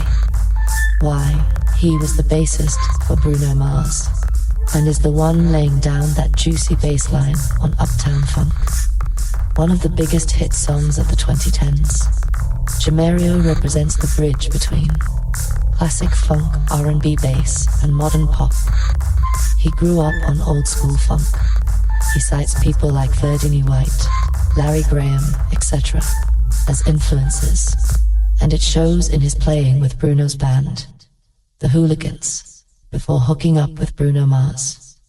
Jamareo actually won P. Diddy's MTV show, making his band in 2009, which is kind of like a reality competition, where musicians auditioned to be in a band that gave him some exposure, and not long after, he landed the Bruno Mars gig as a young guy. Talk about a rocket launch by his early 20s. He's playing the Super Bowl halftime show, Bruno's 2014 halftime performance. That funky band up there, that was Jamareo on bass and touring the world. His playing style is deeply rooted in funk and R&B tradition, but presented in a slick pop context. On Uptown Funk, the recorded bass line is actually a synth bass, doubled by Jamareo's actual bass, and he appears in the music video prominently grooving with that line. It's a line straight out of the early 80s funk playbook. You could easily imagine it on a Prince or Gap Band record, and Jamareo brings the feel to make it convincing. Another great example is Bruno Mars's Treasure. That song is an obvious homage to 70s disco funk. Sounds like Chic meets MJ, and the bass line pops and grooves just right. Jamareo nails that classic vibe. When he plays D on stage, he's bouncing, doing choreography, and keeping the pocket tight. He often plays a Fender jazz bass or a Music Man. I've seen him with both, getting a nice punchy tone that works for the retro vibe. He's not overly busy, like a true funk bassist. He finds a solid line, and then might embellish it tastefully on turnarounds or in-person jams. And he definitely knows how to give the one, always accenting that downbeat to lock in the audience's body. What I admire is that Jamareo has helped reintroduce real bass playing to mainstream pop audiences. In an era when so much pop and dance music uses programmed synth bass, Bruno Mars having a live band with a bassist like Jamareo really stands out. It brings that human feel that makes people dance differently. It's the old Motown, Stax, Prince, live band magic in a modern pop show, and clearly it works. I mean, Uptown Funk spent 14 weeks at number 1 and was absolutely ubiquitous. That bass line in the verses so catchy, you hum it. Also, credit to Jamareo and Bruno's band. They put on a show. Jamareo would do those classic moves, you know, in unison with the band, stepping and sliding. A bit of the times influence there, while funking out. He's basically living the legacy of folks like Jamerson and Louis Johnson in the pop world today. After years of maybe bass being less visible in pop, the fact that a huge star like Bruno insisted on that funky bass presence is a big deal. Jamareo Artis, through a platform like that, has inspired a lot of young players, especially African American kids, seeing someone who looks like them in a mega pop band, to pick up the bass and learn what those grooves are about, and that ensures the bass tradition keeps going strong. Female bass player spotlight. We've talked about a lot of bass legends so far, but I want to make sure we shine a special spotlight on the female bass players who have made monumental contributions to music. The bass world, like much of the music industry, was historically male-dominated, but these women broke through that and carved out their own legacy. Let's celebrate Carol Kaye, Tina Weymouth, Meshell Ndegeocello, Esperanza Spalding, Nik West, Ida Nielsen, and we could name others too. Shout out to Tal Wilkenfeld, Gail Ann Dorsey, Rhonda Smith, Kim Deal, the list goes on. Each of these women not only held their own, they're giants in their genres. Carol Kaye, you might not recognize her face. You have absolutely heard her play. Carol Kaye is often called the First Lady of Bass. She was a top session bassist and guitarist in Los Angeles in the 1960s, part of the famous Wrecking Crew group of studio musicians. She's credited with playing on an estimated 10,000 recordings, which is mind-blowing. To put that in today's terms. Her work spans from the Beach Boys to Frank Sinatra to Simon and Garfunkel to Motown tracks cut in LA. Yes, she played on some Motown sessions when they'd do West Coast recordings. Some iconic bass lines of hers. The Mission Impossible TV theme. That cool, driving bass riff. That's Carol. The Beach Boys' Good Vibrations. She played electric bass, along with an upright bassist, to create that rich bass part. Sonny and Cher's The Beat Goes On. Joe Cocker's Feelin' Alright. Glenn Campbell's Wichita Lineman. She famously came up with a bass intro on the spot. Nancy Sinatra's These Boots Are Made for Walking. And many more, all Carol. She often played with a pick plectrum on a Fender Precision bass, which gave her a bright, punchy sound that producers loved because it defined the notes clearly on AM radio. You'll also notice on many tracks she used damped picking, often with foam mutes, to get that tight 60s bass sound. Carol's feel was solid. She could swing, she could rock, she could groove, whatever the job required. And all this in an era when it was almost entirely men in the studio. She has spoken about how sometimes the guys would be skeptical when she walked in, but by the end of the date, her playing did the talking and earned respect. Carol Kaye is a pioneer not just as a woman in a male field, but as a bassist who helped define the sound of recorded music in the 60s. The California sound of the Beach Boys owes a lot to her bass lines. She had jazz chops too. Early in her career, she gigged in jazz clubs, which gave her the improvisational skill to come up with creative lines quickly in the studio. One famous anecdote: on The Beat Goes On, the producer wanted something more from the bass, So Carol improvised that descending line that anchors the song. It's simple, but so effective, and that was her genius, musical simplicity. Another one, she played on Homeward Bound by Simon and Garfunkel, a beautiful, subtle bass part. She knew when to sit back and when to shine. Carol also wrote bass instructional books starting in the late 60s, sharing her knowledge with countless students. So she wasn't just in the background. She actively shaped bass education too. Today, when you hear isolated Wrecking Crew recordings, some have circulated, her precision and consistency are unreal. Remember, this is pre-digital, often one or two takes, and she's locking in like a machine with soul. Carol Kay's legacy is basically the bass player on everything.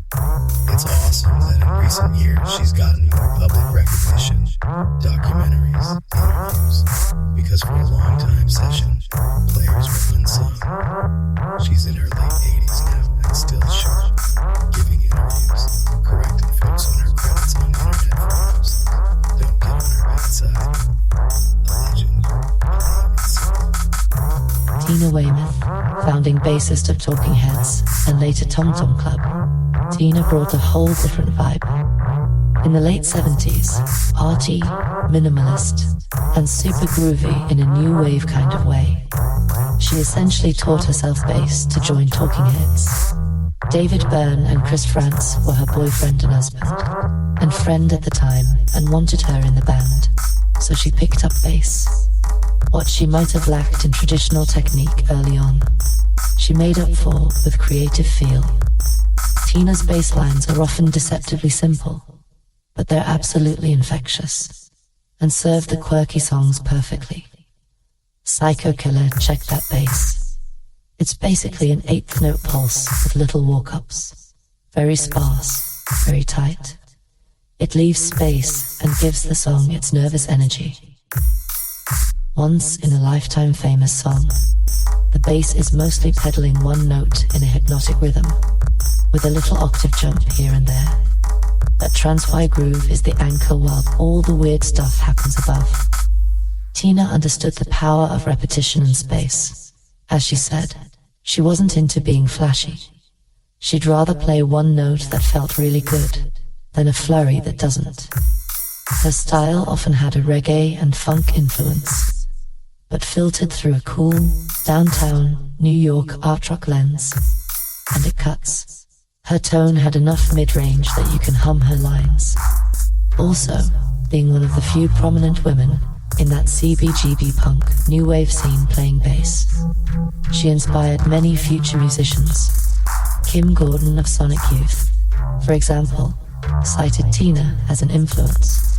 Gear-wise, Tina Weymouth often played short-scale basses. She's known for using a Hofner Club bass, a hollow-body short scale, kind of like Paul McCartney's Hofner violin bass but a different shape, and also used Fender Mustang bass and a Fender Music Master bass early on. These shorter scale basses have a plunky, thumpy tone and are physically easier to handle if you're smaller, which suited Tina. She said the Hofner's lightweight and smaller size helped her perform freely. That contributed to her distinctive sound, tight and not a ton of sustain, which was perfect for those staccato lines. Production-wise, Brian Eno worked on some Talking Heads records, and the minimalism of her bass against the complex percussion and keyboards was a deliberate artistic choice. It's fascinating. When others were doing more notes, she did less, and it stood out more. And in Tom Tom Club, the side project she did with Chris France, you hear her in a more playful, funky mode. Genius of Love has a fun, bouncy bass line. That song itself became a heavily sampled track in hip-hop. Tina's playing was absolutely central to Talking Heads' identity. The rhythm section in that band was the secret sauce in making their oddball songs into hits you could dance to. If you listen to Talking Heads' 77, their first album, up through Remain in Light, you can literally hear Tina growing more confident and funky each album. By the time of Burning Down the House, she's grooving hard. She embraced simple grooves wholeheartedly, saying a lot with a little. A great example. Stop Making Sense live album. Listen to Slippery People or Life During Wartime. She's locked in, and it's fire. Many post-punk and alternative bassists cite Tina Weymouth as an influence because she showed that bass and rock could be danceable and bold without being technically over the top. She really is a legend in that regard. Meshell Ndegeocello, talk about a multi-dimensional artist. Meshell emerged in the early 1990s and was arguably the first prominent black female bassist singer-songwriter to break big since the 70s. I'm thinking of Amina Claudine Myers, in jazz maybe, but in mainstream music, Meshell was unique. Her music spans funk, soul, hip-hop, rock, jazz. It's hard to classify, which is exactly how she likes it. As a bassist, Meshell Ndegeocello has feel for days. She can sit in a groove and make it simple, or explode as needed. Her bass lines can be minimalist, dub 1 minute and slippery funk the next, and then she might pick up a pick and give punky edge on another tune. Check her album Plantation Lullabies, 1993. It announced her as a serious groove artist. The song, If That's Your Boyfriend, He Wasn't Last Night, has a fat, syncopated bass line that drives the neo-soul hip-hop vibe of the track. It's funky, but not in a cliched way. It's like James Brown meets hip-hop meets sultry R&B. Then she can flip script on Peace Beyond Passion, 1996. She covers Bill Withers' Who Is He and What Is He to You, with a laid-back, almost reggae feel. Her bass line is super sparse, but dripping with attitude. She also did a whole record in tribute to Nina Simone, where her upright and electric bass work is so emotive. Meshell often plays a Fender Jazz 4 or 5 string, and sometimes a Music Man Stingray, through warm-sounding amps. They give her a deep, round tone.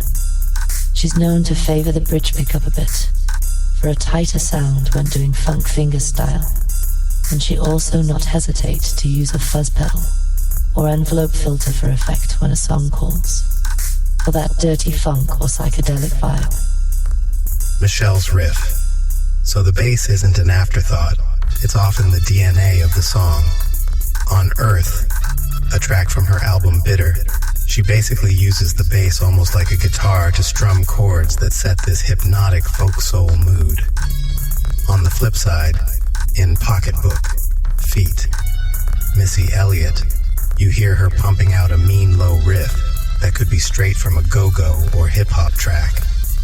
As a session bassist, Meshell has popped up on some cool projects too, e.g. she played on Alanis Morissette's So Unsexy and the Rolling Stones' Saint of Me in the 90s, and brought her distinctive groove to those. And how about this? She appeared in that documentary, Standing in the Shadows of Motown, singing and playing James Jamerson's lines. Imagine, Jamerson inspired her, and years later she's paying homage to him on film. Full circle. Meshell has earned 10 Grammy nominations over her career, which shows the respect she has in the industry. She's fearless in shifting styles. She might release an album that's pure funk, then another that's very introspective acoustic soul, then another that's experimental or political. Through it all, her bass is like this grounding voice, and her stage performances, magic. She often reinterprets her songs on stage, but no matter how she arranges them, the groove is deep. She can make a whole venue sway with a single bass line repeating like a mantra. Trust me, I'll get into a personal anecdote about seeing her on stage in Philly a bit later. It was almost a spiritual experience for me.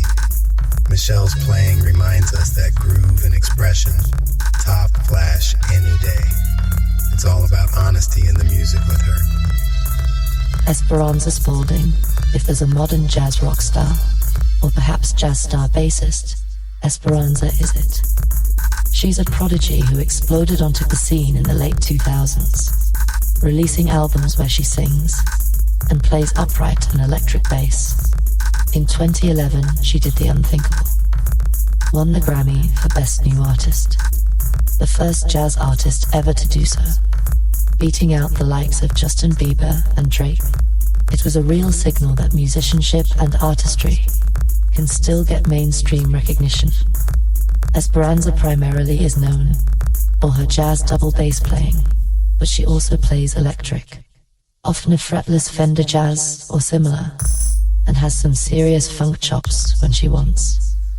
Her music spans jazz, Brazilian, soul, often all mixed together. On her album Radio Music Society, check out Black Gold. She lays down a funky electric bass groove while singing empowering lyrics. On earlier records like Esperanza, there's I Know You Know, where she's plucking a lively upright bass line and scatting along with it in unison. A virtuosic move, reminiscent of classic jazzers, but given a fresh spin by her.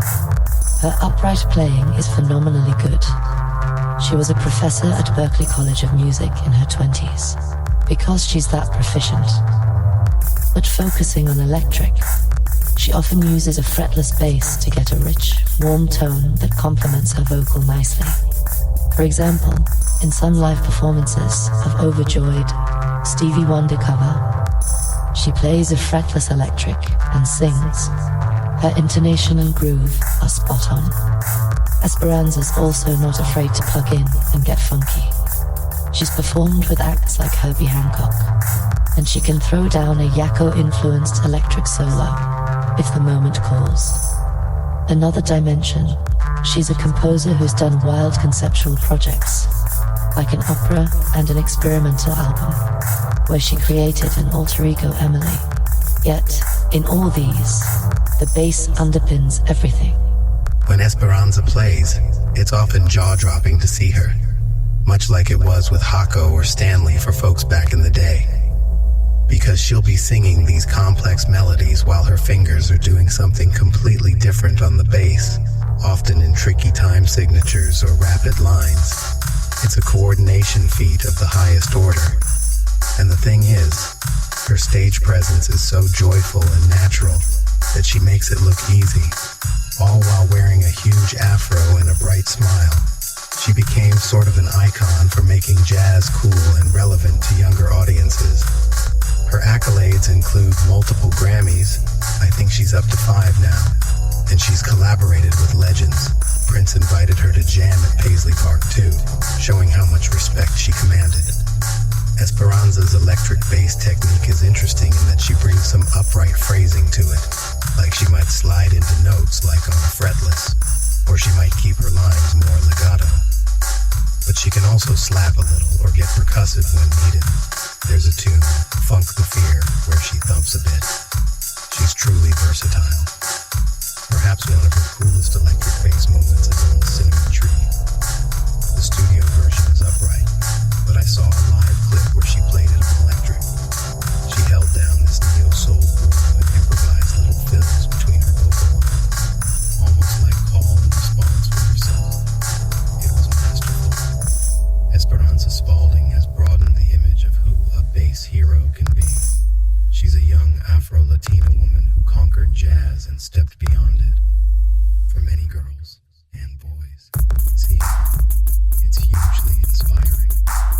And she's still early in her career, so who knows what boundary she'll break next. Nik West, now he is a ball of energy and funk in the modern era. Nik West is often immediately recognized by her look. She sports a flamboyant, colorful mohawk, shaped like a bass clef cymbal, no less, and high-fashion stage outfits. But as soon as she starts playing, any notion that she's just about image goes out the window. She pummels the bass with slap and funk grooves that prove she's got the substance to match the style. She's about the same generation as me, came up in the 2010s making waves, on YouTube and through collaborations. Nik West counts Prince as one of her big admirers, She jammed with him, and he praised her stage presence and musicianship. She's also worked with people like Dave Stewart, Eurythmics, and even had a cameo on the TV show Glee as bassist. Her style is heavily influenced by Larry Graham, Lewis Johnson, and Marcus Miller. Essentially, she's a disciple of the slap funk tradition.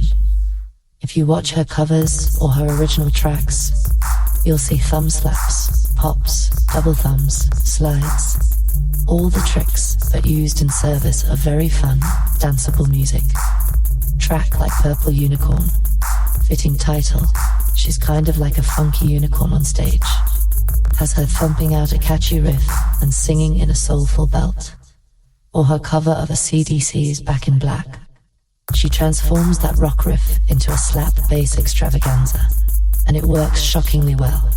She often plays a Fender Jazz or a Warwick, and she's even had signature gear, like a Nik West Fender bass amp head with her neon colors on it. Her tone is bright and punchy, great for slap, but she can dial it back for R&B slow jams too. She's definitely a showwoman in the mold of Bootsy or Larry, meaning she'll pull out choreographed moves, interactive call and response with the audience, and just generally put on a spectacle. I think that's fantastic because it brings that element of entertainment to bass playing, which historically has often been a backline thing. Nik West steps out front. Also, being a young black woman in rock funk, she challenges stereotypes in multiple ways, and she's very outspoken about empowering others to play. She's done bass clinics and camps aimed at young players, especially girls, to get them involved in music. Musically, one of my favorite Nik West moments is her bass-off video with the Bootsy Collins on YouTube. She holds her own trading funk licks with Bootsy, all while wearing some crazy outfit and heels. It just looked like the torch being passed. Bootsy even gave her a shout. "She inspires me," he said. "You can't get a better endorsement in funk than that." So yeah, Nik West merges the classic funk tradition with a modern flair, and she's helping ensure the bass is seen as well as heard in today's music scene. Ida Nielsen, to round out our female spotlight. Here's another modern funk queen. Ida Nielsen is from Denmark and might be best known for being one of Prince's bass players.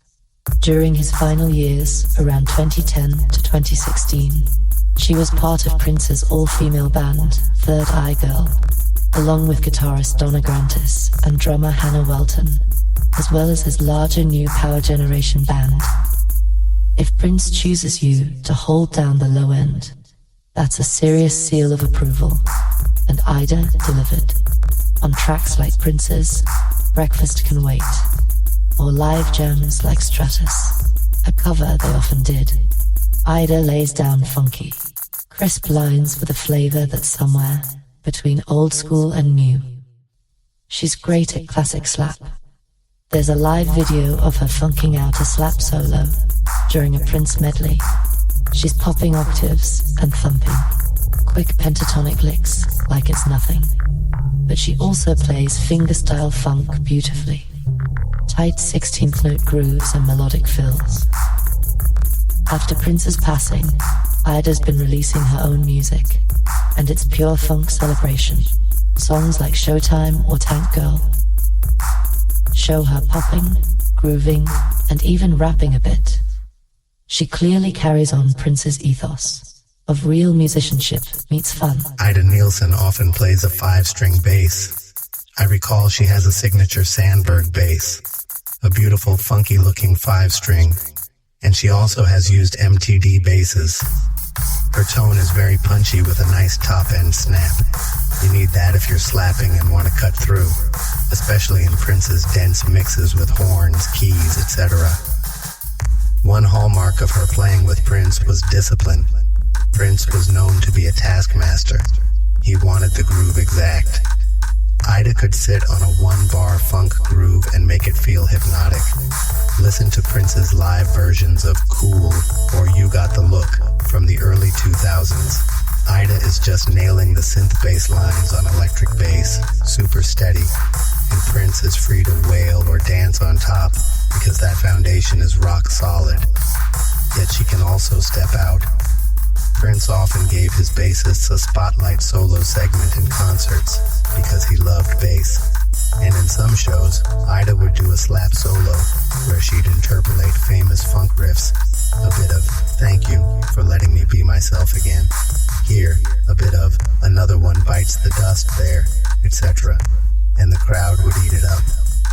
She has a playful approach in those moments. Being from Scandinavia, she might not have grown up in funk's birthplace, but she clearly studied the greats intensely, and Prince evidently sensed that funk in her. Offstage, Ida's got a quiet, humble vibe, but put a bass in her hands and some funky Dr. Martens boots on her feet, and she'll groove ferociously. I admire that she continues to fly the funk flag globally. Her albums are a reminder that funk is an international language now. She also often mentions how Prince taught her to always keep it about the feel in the audience, not about showing off. Good lesson for all bassists and musicians in general. Personal anecdotes. Meshell in Philly, 1993. So, I want to share a personal story that really encapsulates why I love the bass so much, and it involves one of the players we just talked about, Meshell Ndegeocello. I call this story Meshell in Philly. It was years ago in Philadelphia. Meshell was doing an intimate show at a venue called Chestnut St. Cabaret. Great acoustics in that place. Even I, WQ's a huge fan. I got there by mistake. Eric and I were just on walkabout that day, doing nothing, and snagged a table maybe 10 feet from the stage. The setup was simple and easy. She had a drummer, 2 keyboardists, a guitarist, and Michelle L. herself on electric bass and vocals. When she walked out, she had this quiet, humble air, no flashy outfit, just her bass, a worn Fender jazz bass, strapped on. She greeted the crowd softly, and then, boom, she hit the first note. It was a low E, or maybe D, I'm not sure if she was detuning, and it just vibrated the room in the most warm, enveloping way. She rolled right into a deep groove. Here's the thing. This was different. Michelle's groove grabbed you by the soul. I realized after a few minutes that something was unique. Michelle never once took off her bass that entire show. She played bass on every song, continuously, almost like an extension of her body. She never put it down. In some concerts, singers might set the instrument aside for a ballad or something, but not her. She was singing, yes, but the bass was leading the night. She played songs from plantation lullabies, funky jams to mellow, folky tunes. At one point, she did her rendition of She played the bass line from Let's Work. The groove on that was so thick, it wasn't loud or aggressive, it was just fat. Michelle L. stood mostly still, eyes closed, just swaying a bit, but her fingers were dancing on the fretboard. She would lock into these deceptively simple bass riffs, and then subtly vary them. A little slide here, a skipped beat there, the kind of nuances that make a groove really live and breathe. I found myself not just hearing it, but feeling it, like the whole crowd was riding this gentle wave together. During one particularly soulful song, Shootin' Up and Gettin' High, which became this spacious, almost dub-like piece, she had this moment. The drummer and keys were laying way back, sparse, and Meshell was just pulsing single bass notes. And then she played this fill, maybe 5 or 6 notes walking up, so quietly, yet it was like the entire room's air changed for a second. I get chills recalling it. It was that perfect fill you'd put in a textbook on taste. A few of us in the audience who were obviously musicians just gasped or hollered, "Yeah," spontaneously. Meshell cracked a little smile at that. She heard us hear her, if that makes sense. It felt like a conversation, with her bass doing the talking and our reactions answering. And that's something special about small shows with masters like her. It's intimate. almost communal. Between songs, she was actually pretty shy. She'd nod or say a brief thank you when people cheered, but no long banter. It's like her expressiveness comes out through the instrument more than words. She also performed Outside Your Door, one of her more well-known tunes, and an emotionally heavy one. For that, she switched to a picked style, using a pick on her bass to get a harsher, more driving tone. And it was like a heart ripping open. You could feel the hurt in every note of that bass line. Honestly, I was near tears. It was that powerful. The crowd was dead silent during the quiet parts. You could hear the proverbial pin drop. And it was the bass and her voice carrying this profound vulnerability. I remember walking out of that venue feeling almost high. My homie Eric, microphone mover 101, and I just kept repeating, that groove, that groove. I've seen technically flashier bassists, sure, but Meshell gave me something else. A reminder that the bass, at its core, is about connection. It's the connector between rhythm and melody, between the stage and the audience, between one note and the next. That night in Philly, Meshell Ndegeocello turned a simple club gig into a soul-sharing experience using her bass as the conduit. I'll never forget it. In fact, the next day, I practiced my bass with a new kind of intentionality, focusing on making one note feel as good as possible. That's the Meshell effect. Gear, pedals, and signature sounds. Alright, let's geek out a little on something every bassist loves to jaw about: gear and tone. We've been dropping hints about famous bass models and pedals throughout the episode, but this section is for tying it all together. How the sounds we associate with these players are achieved, and how gear influenced the evolution of bass playing. It's not just for tech's sake. It's actually a big part of why bass shifted styles over the years. So let's talk about some iconic bass guitars, amplifiers, and effects, and how different players forged their signature sounds with them.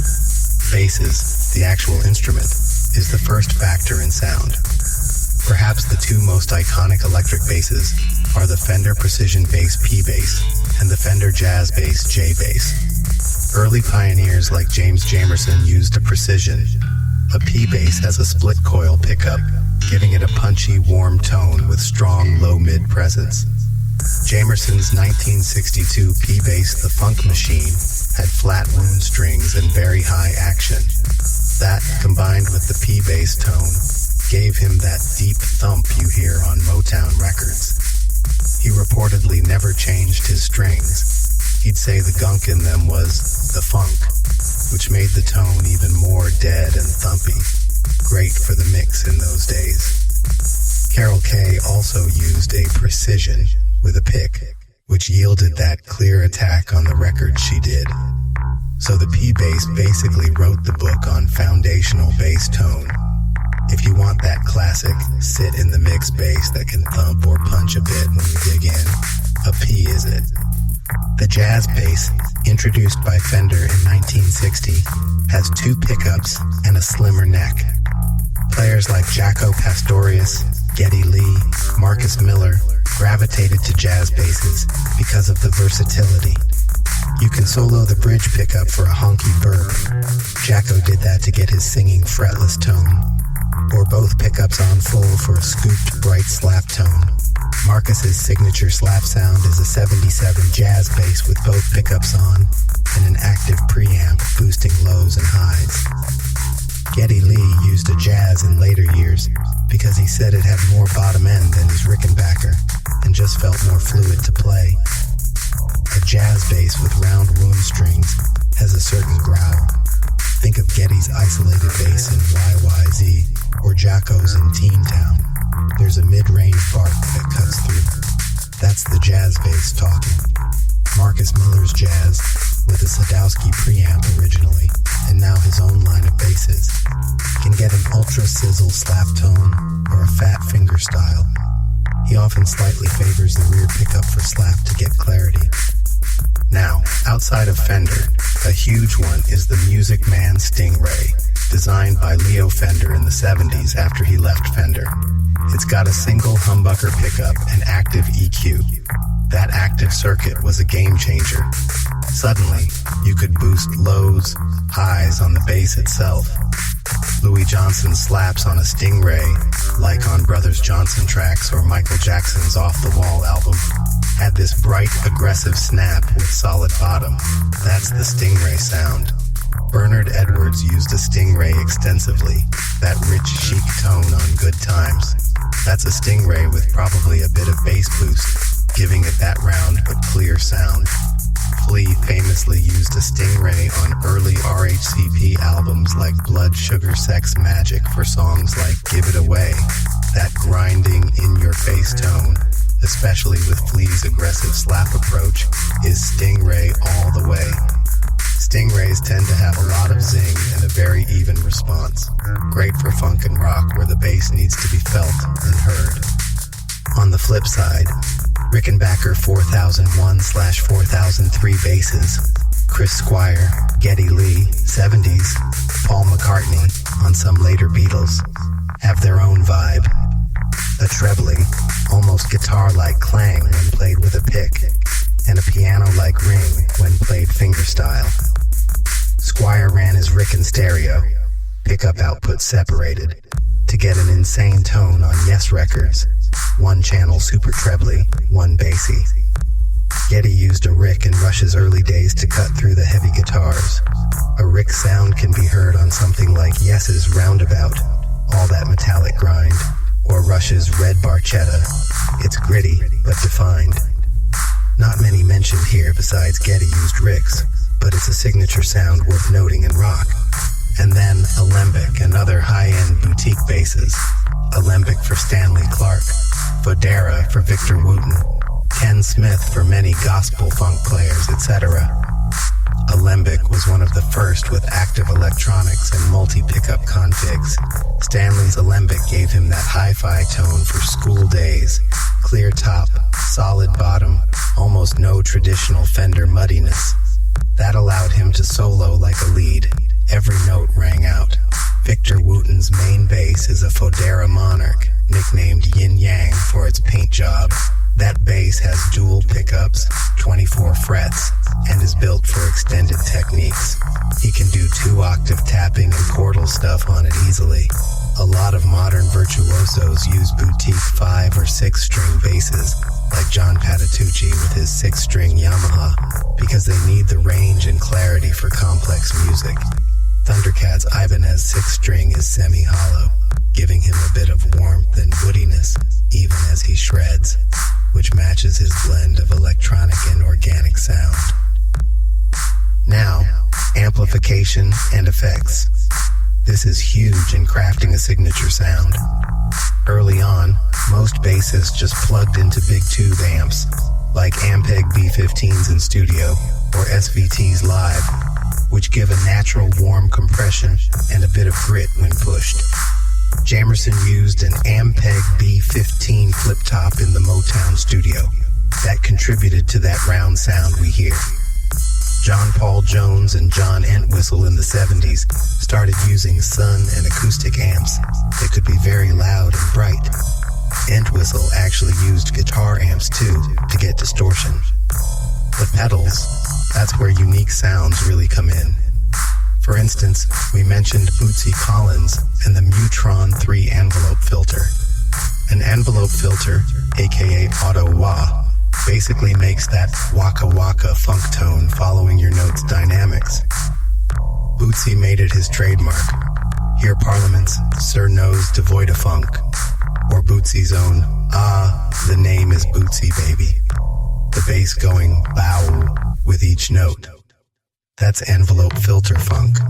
Almost every funk bassist after used some form of that for flavor. Flea hits an envelope filter on Sir Psycho Sexy for a moment, for example. Distortion, fuzz.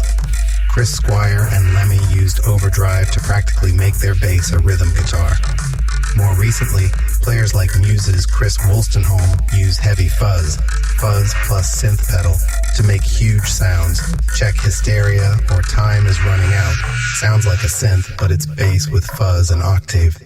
Cliff Burton of Metallica ran a fuzz wah combo for his lead parts, so distortion is key in rock metal bass for a grinding tone. Geddy Lee started running a SansAmp preamp in the 90s to emulate his old overdriven amp sound in a controlled way, thus maintaining that growl even as he switched to cleaner jazz basses. Compression. Not a flashy effect, but almost everyone uses it, especially for slap and funk, to even out volume spikes and add punch. Marcus Miller uses compression heavily. It's part of why his slapped notes pop so uniformly and his sustain is controlled. In the studio, Jamerson's tone got a lot of compression too. That made his soft, thumpy notes audible in the mix. Chorus. Popular in 80s, Jaco used a little on Continuum. Peter Hook of New Order used it to get his dreamy melodic tone. Duff McKagan of Guns N' Roses used chorus on Sweet Child of Mine intro for a subtle effect. Chorus can give bass a thicker, shimmery sound. Esperanza Spalding sometimes has a slight chorus effect on her fretless to accentuate the singing quality, akin to Jaco's style. Octave pedals. These generate a note an octave below what you play. They became big in the funk and pop world.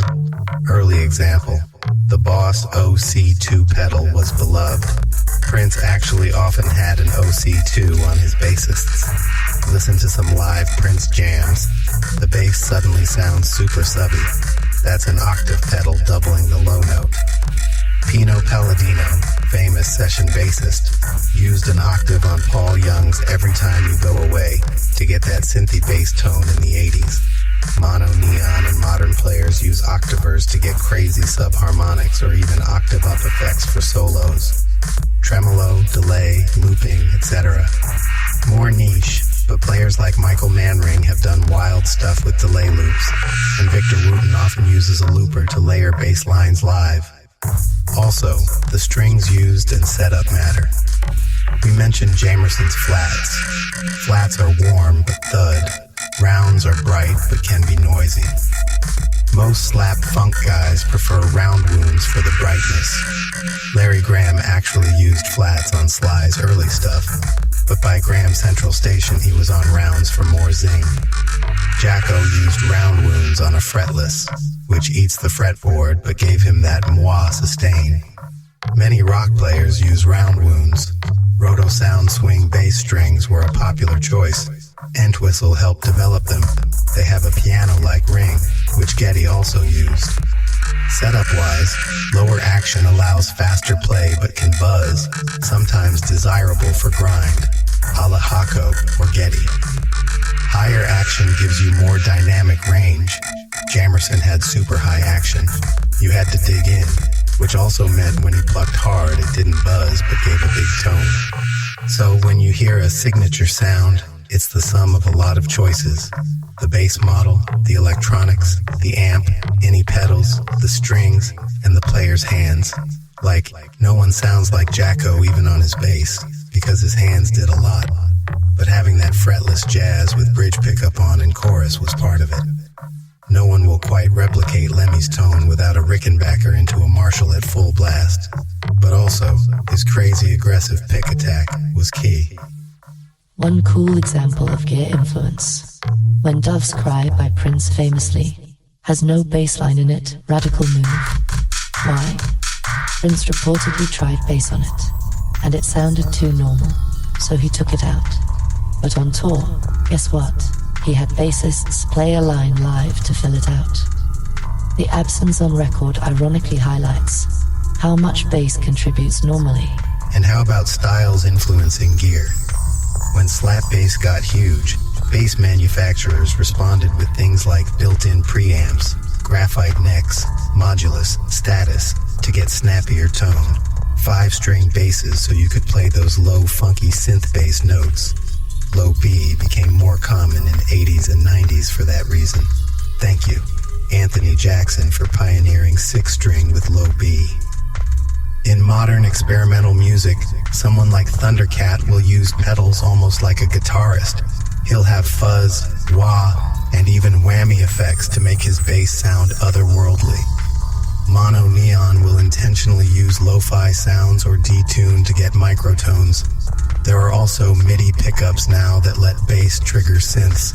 Some use that for huge EDM drops, but that's another rabbit hole. At the end of the day, while gear shapes tone, it's still the player. Give 10 bassists the same precision bass, and you'll get 10 sounds. Carol Kay with a pick, Jamerson with the hook finger, and a modern funk player with slap, all on a P, will still be very different.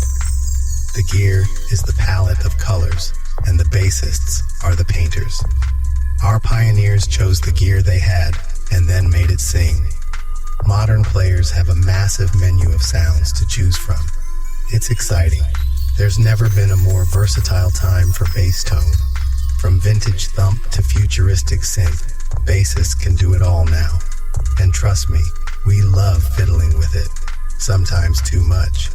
I'll admit I've spent an afternoon lost in tweaking pedal settings, but it's all in pursuit of that perfect groove tone that feels right.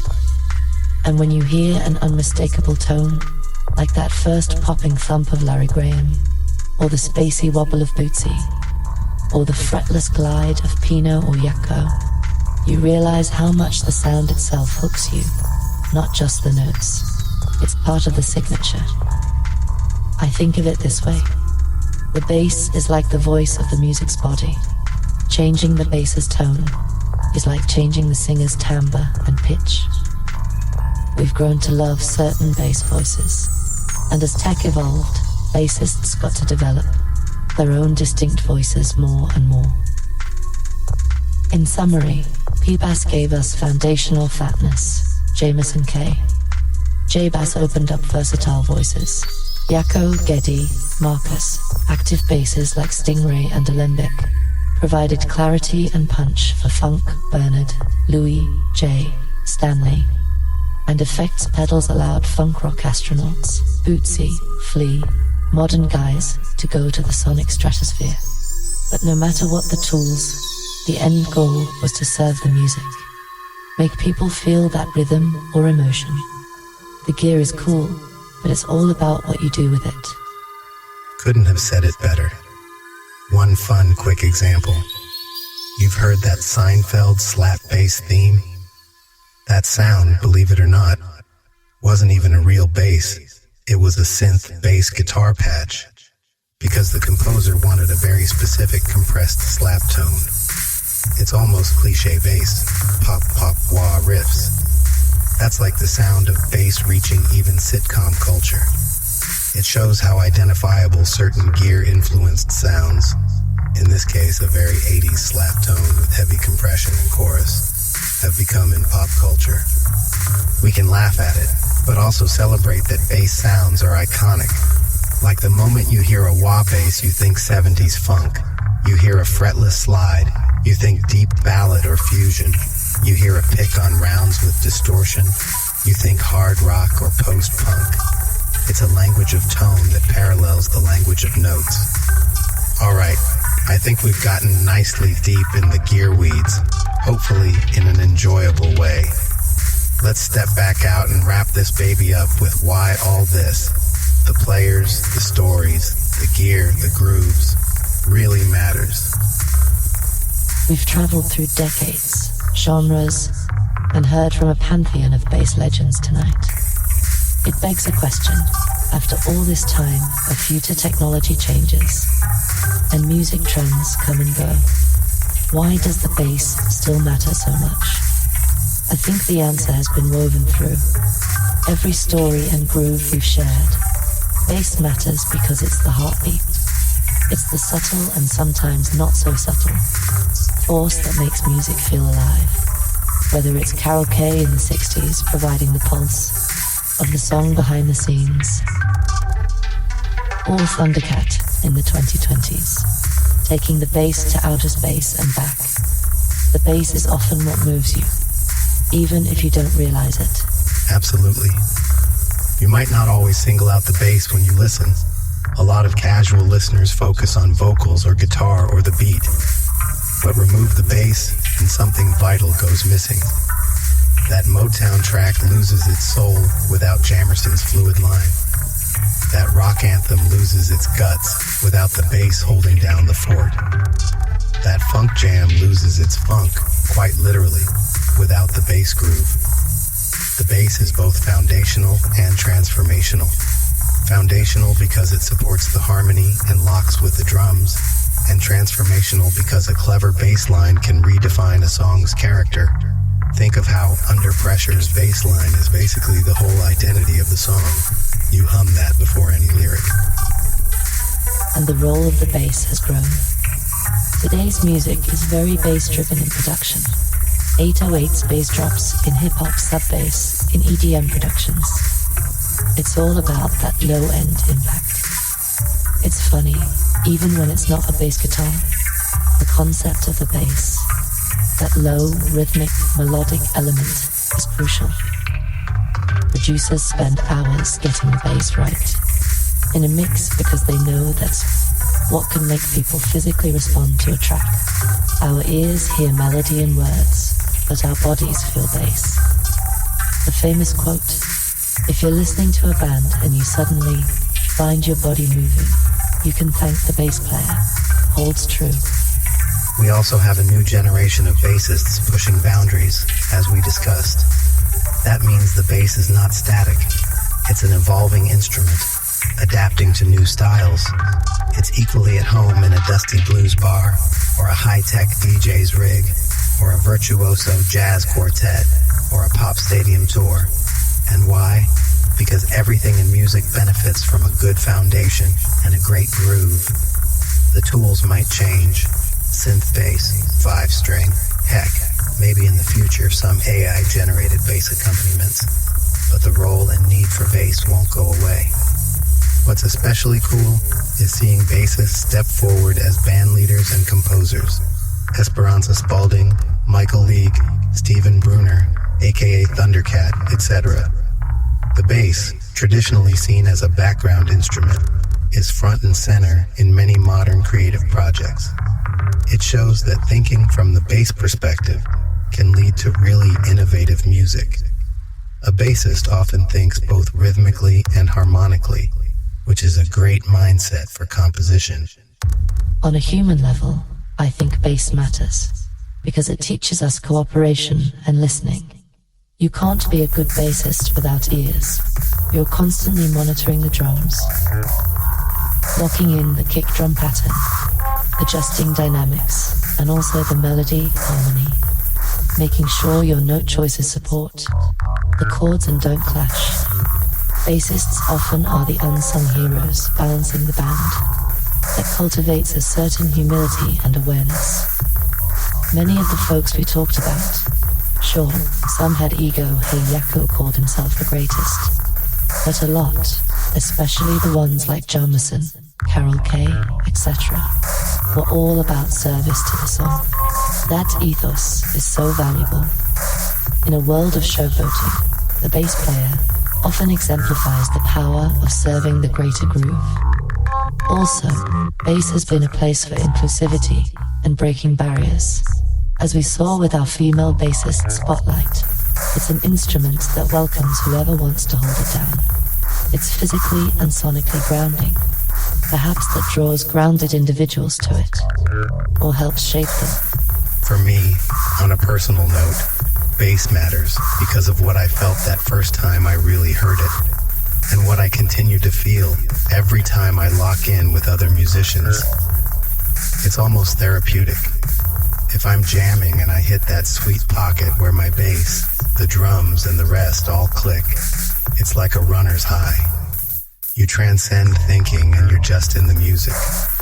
I suspect every bassist knows that joy. And listeners, even if they don't play, feel that too when the bass and drums are cooking. It's a unifying force.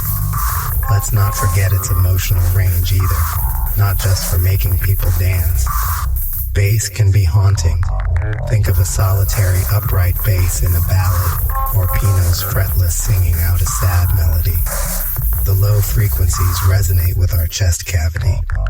There's almost a physiological comfort in well-played bass, like a mother's heartbeat to a baby. It's fundamental. After tonight, I hope if someone wasn't a bass person, they've gained a whole new appreciation. Maybe you'll go back to your favorite songs and find the bass lines, hum along with them, notice what they're doing.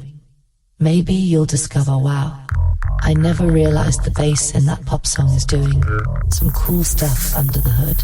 And for those already in love with the low end, I bet you are nodding and smiling at a lot of these stories, and maybe even learned something new, or were inspired to check out a player you hadn't before.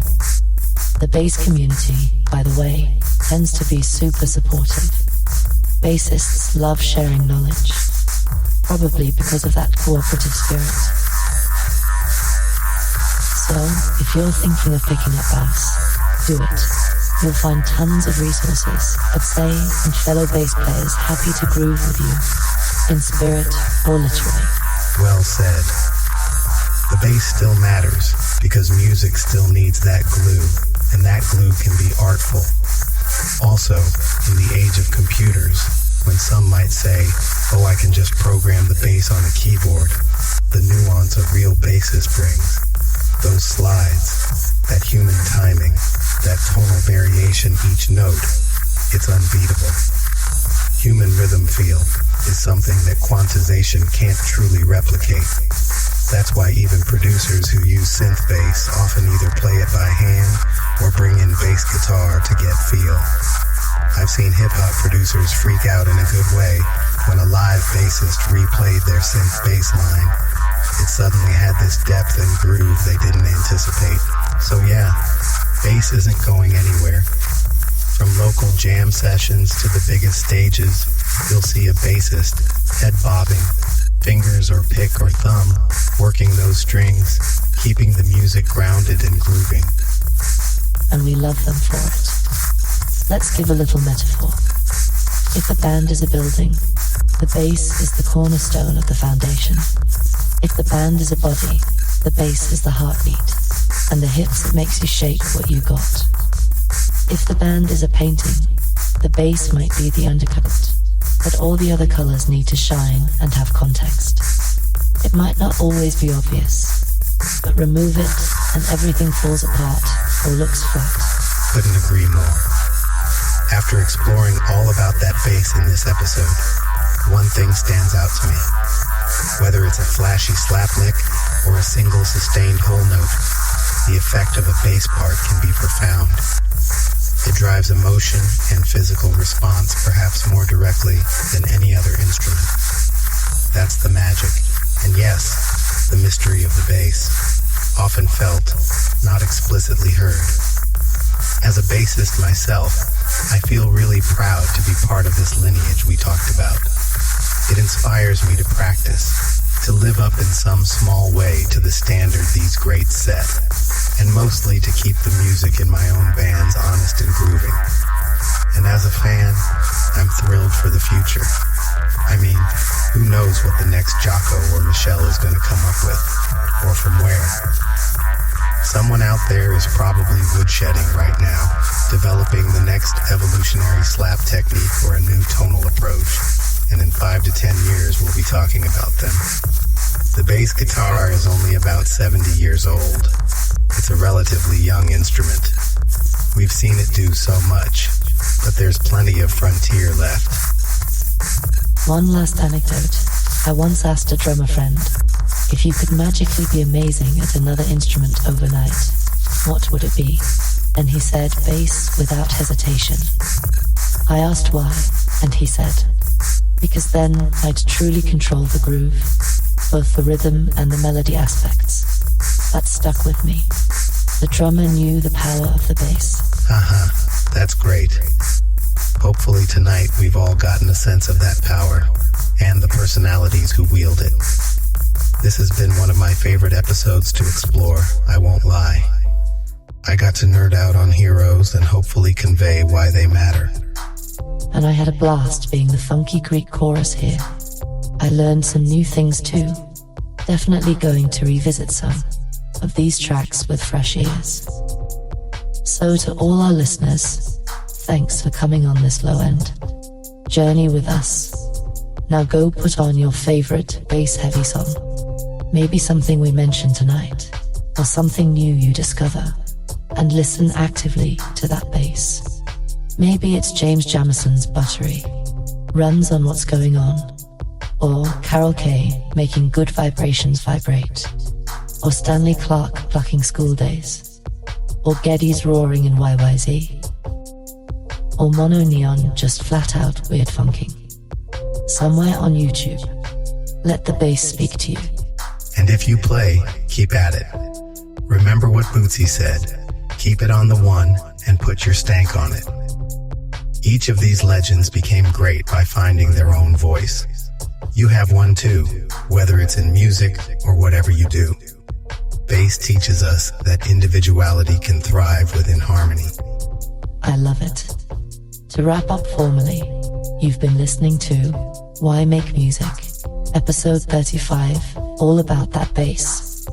I'm DJ Warm Cookies, aka Willa May, sending you much love and good vibes. Alright, that's my philosophical sign-off. And I'm ThinkTimm. Thank you for lending us your ears and time. It's been a groove. Until next time, keep your ears open, your soul tuned, and don't forget, it's all about that bass. About that bass, no treble. Sorry, couldn't resist. Stay groovy, everyone. Peace and be wild. ThinkTimm, if nothing else.